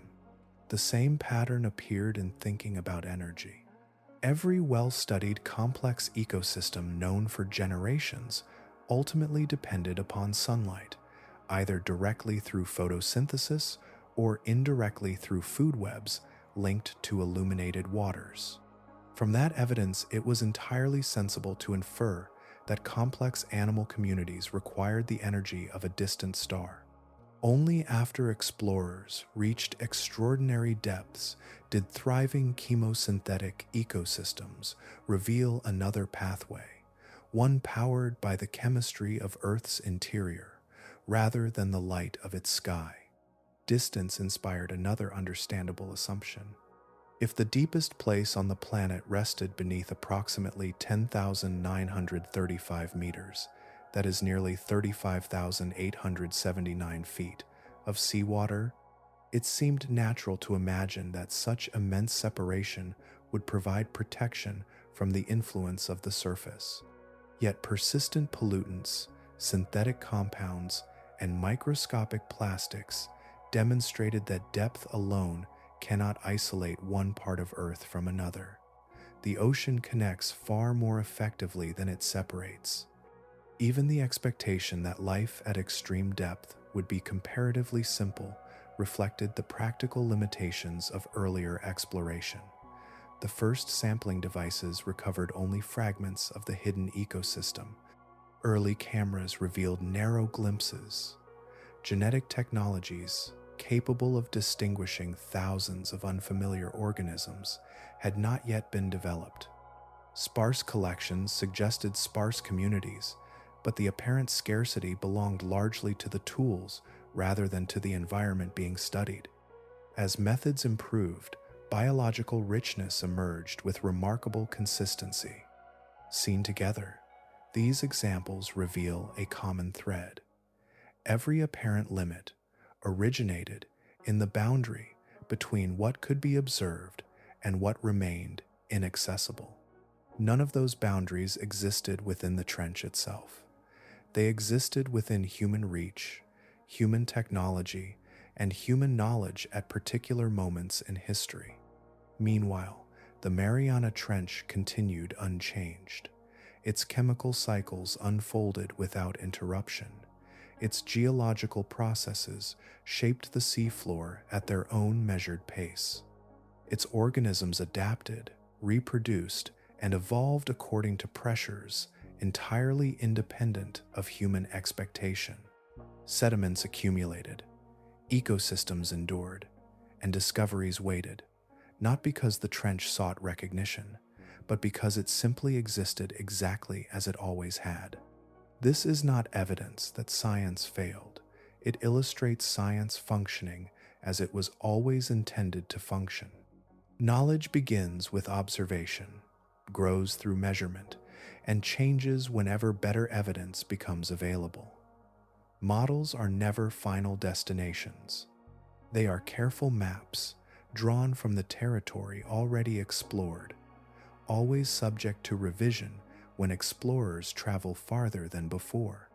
The Mariana Trench reminds us that the boundaries of understanding are often boundaries of access, and that every advance in our ability to observe the world carries with it the possibility that reality has been patiently exceeding our expectations all along. The final measure of remoteness is not distance alone. It is the difficulty of arrival, the challenge of remaining there, and the rarity of returning with knowledge intact.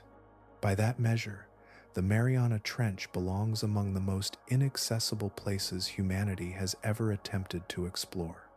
It lies within the same world that gave rise to every human civilization, yet reaching its deepest floor demands technologies so specialized that only a handful have ever succeeded. Unlike distant planets or the frozen moons circling giant worlds, the trench does not require an interplanetary voyage. A research vessel can sail toward Challenger deep from a major Pacific harbor and arrive within days. The destination exists beneath familiar skies, surrounded by the same ocean crossed each year by commercial ships and fishing fleets. Nothing about its position suggests another world, yet everything about the descent transforms that expectation. The journey downward spans roughly 10 to 12 kilometers, which is about 6.2 to 7.5 miles. That vertical distance closely resembles the cruising altitude of a commercial passenger aircraft. Airliners cross such heights every day, carrying travelers above clouds in journeys that have become almost ordinary.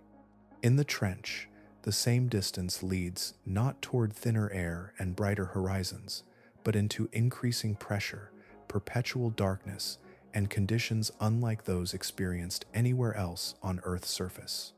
This contrast becomes even more striking when measured through human presence. More people have stood upon the surface of the moon than have visited the floor of the Mariana Trench.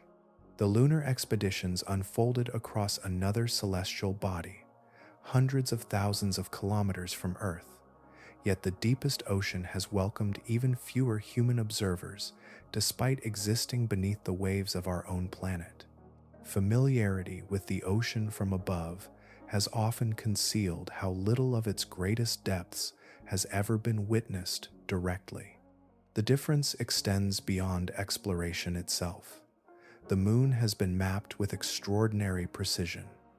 Orbiting spacecraft have photographed its landscape in remarkable detail. Rocks gathered during crewed expeditions continue to occupy laboratories, museums, and universities, allowing new generations of researchers to examine them with instruments unavailable when the samples were first collected. Entire chapters of lunar history have been reconstructed through repeated observation and careful analysis. The deepest floor of the Mariana Trench remains understood in far broader strokes. Only a tiny portion has been directly photographed. Geological features have been outlined rather than comprehensively documented. Many of the deepest sediments have yet to undergo the full range of laboratory techniques now available to modern science.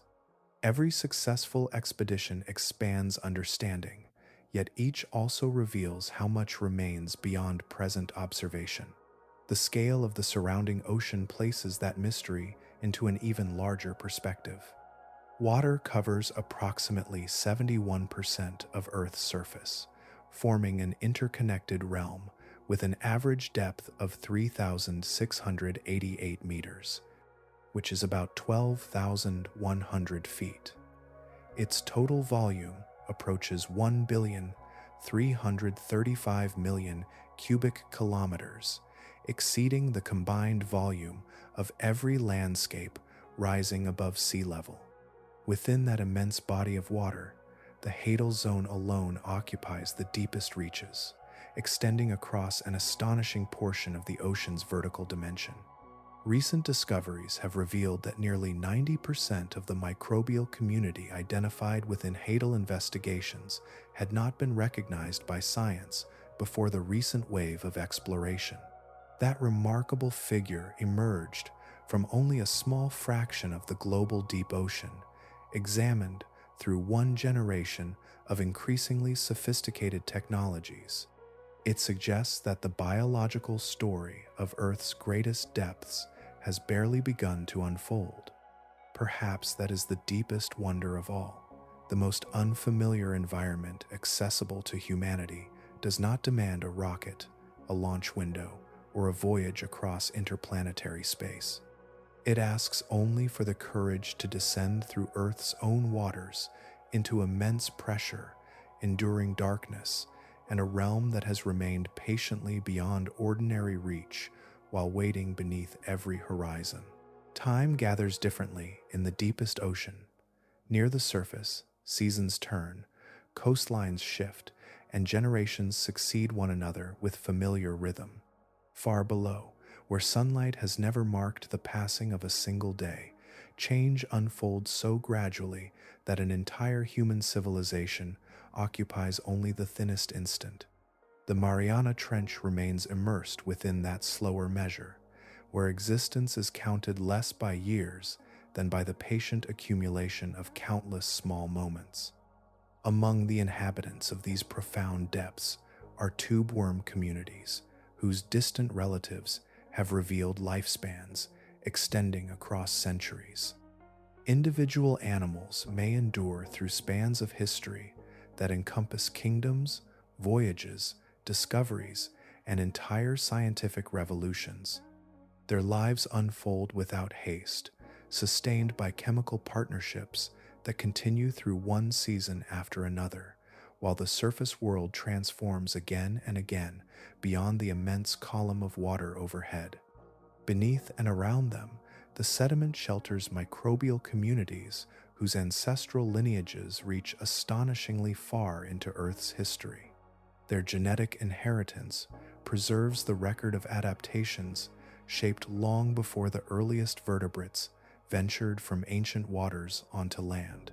Across immense stretches of evolutionary time, these microscopic lives refined countless molecular solutions to pressure, cold, darkness, and scarcity, not through sudden innovation, but through the gradual accumulation of changes too small to notice within a single lifetime. Scattered across neighboring plains, the polymetallic nodules continue another form of patient creation. They increase in size at an average pace of approximately 1 centimeter every 1 million years. A stone small enough to rest comfortably within a human hand represents a duration almost impossible to imagine. Some nodules now resting upon the abyssal floor had already begun their slow formation before the appearance of the genus Homo. Others within the Clarion-Clipperton zone preserve beginnings that reach even farther into the past, extending beyond the age when dinosaurs still walked across the continents above. Nothing within this environment appears driven by urgency. The cold slows chemistry. Immense pressure shapes every living cell. Energy arrives sparingly, encouraging extraordinary efficiency rather than rapid growth. Metabolism proceeds at a fraction of the pace common within familiar ecosystems. Microbial cells divide with remarkable restraint. Animal populations expand over spans that may encompass centuries rather than seasons. Every exchange of energy becomes part of a rhythm measured against geological time instead of ordinary calendars. Because of that slower rhythm, the trench receives the continual descent of particles from the waters above without interruption or complaint. Tiny remains of organisms, drifting minerals, fragments carried by distant currents, and traces of human industry all settle toward the bottom, where they become woven into an archive assembled grain by grain. Living communities transform what they can, preserve what they cannot, and allow the remainder to become another layer within an unfolding history that extends far beyond recorded memory. This immense basin performed the same patient work before the earliest human communities gathered around firelight. It continued while civilizations rose beside rivers, while ships crossed unfamiliar oceans, and while machines began circling the planet above the atmosphere. Long after the final remnants of today's manufactured materials have gradually surrendered to the chemistry of the deep, the trench will continue receiving, transforming, and preserving whatever follows with the same unhurried consistency. Perhaps that enduring rhythm is the gentlest perspective the deepest ocean offers. There are processes upon this planet that unfold beyond ordinary experience, beyond immediate understanding, and beyond the reach of any single generation. They neither hasten nor hesitate in response to human attention. They continue because continuing is simply their nature. Within that enduring patience, the Mariana Trench remains exactly what it has always been, a living world moving according to its own vast measure of time, carrying forward the long conversation between Earth, life, and deep history with steady persistence that asks nothing, promises nothing, and never truly comes to an end. Names often survive long after the ideas that created them have faded. The deepest region of Earth's ocean received its title from Hades, the ancient Greek realm of the dead. Early oceanographers chose the name because the immense pressure, complete darkness, and apparent emptiness suggested a place where little, if anything, could endure. It seemed to represent a geological boundary beyond which life itself surrendered. The word remained, even as each new descent began revealing a reality far richer than anyone had imagined.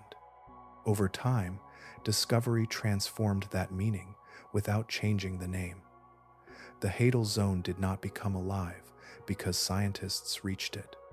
It had always been alive, carrying on its countless biological exchanges beneath an ocean that concealed them from every surface observer.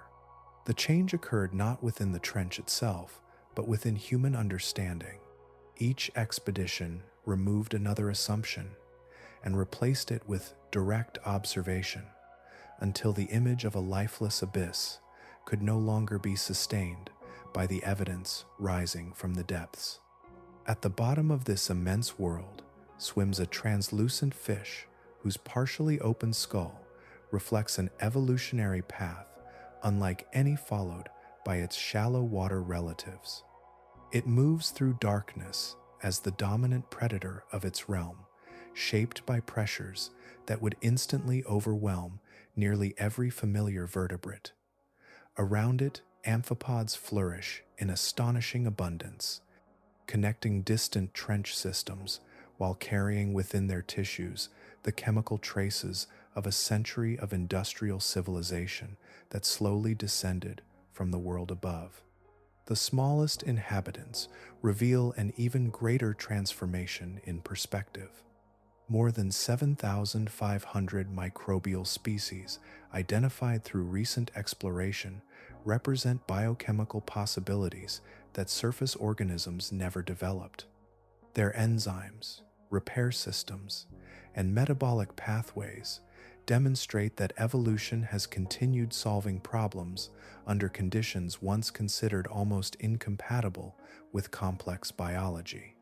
Each microscopic cell contributes to an unseen network of chemical exchanges that has persisted through immense spans of planetary history. Elsewhere, across the hadal landscape, communities of tube worms, mollusks, and associated organisms gather around chemical seepage emerging from the rocks beneath the seafloor. Their existence no longer depends upon sunlight carried downward through distant food chains. Instead, they draw energy from methane and other reduced compounds rising from Earth's interior, demonstrating that entire ecosystems can flourish through pathways fundamentally different from those that dominate the surface. Life did not merely endure within these depths. It diversified, adapted, and expanded into opportunities hidden beneath layers of water and stone. The hadal zone now stands among the most biologically active, evolutionarily dynamic, and geologically vibrant environments known on the planet. Its apparent emptiness arose not from any absence of life, but from the limits of earlier observation. Instruments capable of surviving the crushing descent arrived only recently. Genetic sequencing opened another unseen dimension. Improved vehicles extended the reach of careful exploration. Each advance illuminated processes that had continued uninterrupted regardless of whether anyone above knew they existed. Even now, understanding remains incomplete. Nearly 90% of the microbial community identified during the most recent wave of exploration had been unknown only a short time earlier. That remarkable fact does not suggest that the trench suddenly became more diverse.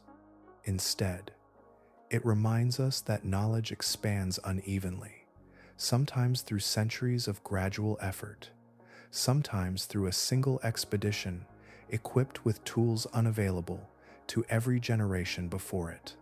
The frontier lies not at the edge of the ocean, but at the edge of what observation can presently reveal. Science has encountered transformations like this before. What once appeared to be an empty universe gradually resolved into countless galaxies after more powerful telescopes extended human sight. What seemed to be a barren oceanic void has likewise become a living realm whose rules differ from those of the surface, but remain no less real. The hadal zone still bears the name of the underworld, yet beneath that ancient title rests one of the richest demonstrations that life repeatedly finds possibilities wherever the planet allows them, continuing its long story whether or not anyone is there to witness it. Far beneath the familiar face of the Pacific Ocean, at a depth of approximately 11 kilometers, which is about 6.8 miles, beyond every passing storm, beneath every current shaped by the wind, and below every ray of sunlight that has ever reached the sea. A pale, translucent fish continues its steady journey through water that has remained dark across millions of years.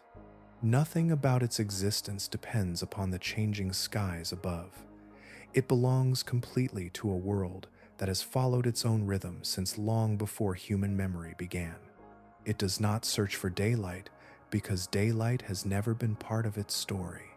Generation after generation has lived without sunrise or sunset, guided instead by senses refined for immense pressure and perpetual darkness. Here, at the deepest reaches inhabited by vertebrate life, it moves with quiet confidence born not from struggle, but from complete belonging. In this environment, it is neither an intruder nor a survivor. It is simply one expression of life, perfectly matched to the place that shaped it. Beneath its path, within the fine layers of sediment resting upon the trench floor, microbial communities continue work that remained entirely unknown to surface laboratories until very recently. They repair deoxyribonucleic acid as damage appears, harvest energy from chemical compounds that would offer little value to familiar organisms, and divide at a pace determined by cold temperatures, limited resources, and extraordinary stability. Every microscopic cell contributes to processes that have continued without interruption, whether anyone above knew they existed or not. Farther below, where methane seeps upward through fractures within the Pacific Plate, tube worm communities continue another ancient partnership. Hidden bacteria living inside their bodies transform chemical energy into nourishment, allowing these remarkable animals to flourish where sunlight has never played any role. Individual lives may extend across centuries, while each generation slowly enlarges living structures attached to the rocky seafloor. Their existence unfolds according to a measure of time so gradual that the rise and fall of civilizations scarcely alters the rhythm surrounding them. None of these lives began when humanity discovered them. They were already complete long before the first research vessel crossed this ocean. They continued while maps remained unfinished, while instruments struggled against the immense pressure, and while generations debated whether such places could support complex life at all. They will continue long after tonight, following the same patient exchanges of chemistry and energy that have carried them through ages of uninterrupted change. The Mariana Trench asks for nothing from the world above. It does not depend upon recognition, explanation, or admiration. Names neither strengthen nor diminish it. Scientific understanding enriches our own view of the planet, yet the trench itself remains entirely unchanged by what people believe about it. It continues receiving the slow descent of particles from distant waters, preserving the history of Earth within its sediments, and sustaining communities that ask only for the conditions they have always known. Perhaps that is the gentlest perspective carried upward from the deepest ocean. Our understanding of the world is always a work in progress, shaped by the reach of our instruments and the patience of our observations. Life has repeatedly shown that it extends beyond expectations, finding possibilities wherever the planet provides them. The greatest discoveries are often not entirely new. They are realities that have existed all along, waiting until curiosity finally reached far enough to notice. As the surface ocean continues its endless motion beneath the stars, the deepest waters remain devoted to their own enduring cadence. The pale fish continues forward, the microbes continue their invisible chemistry. The tube worms continue their centuries of patient growth. The trench continues, keeping its record. 7 miles below, something is moving through the dark. It has always been there,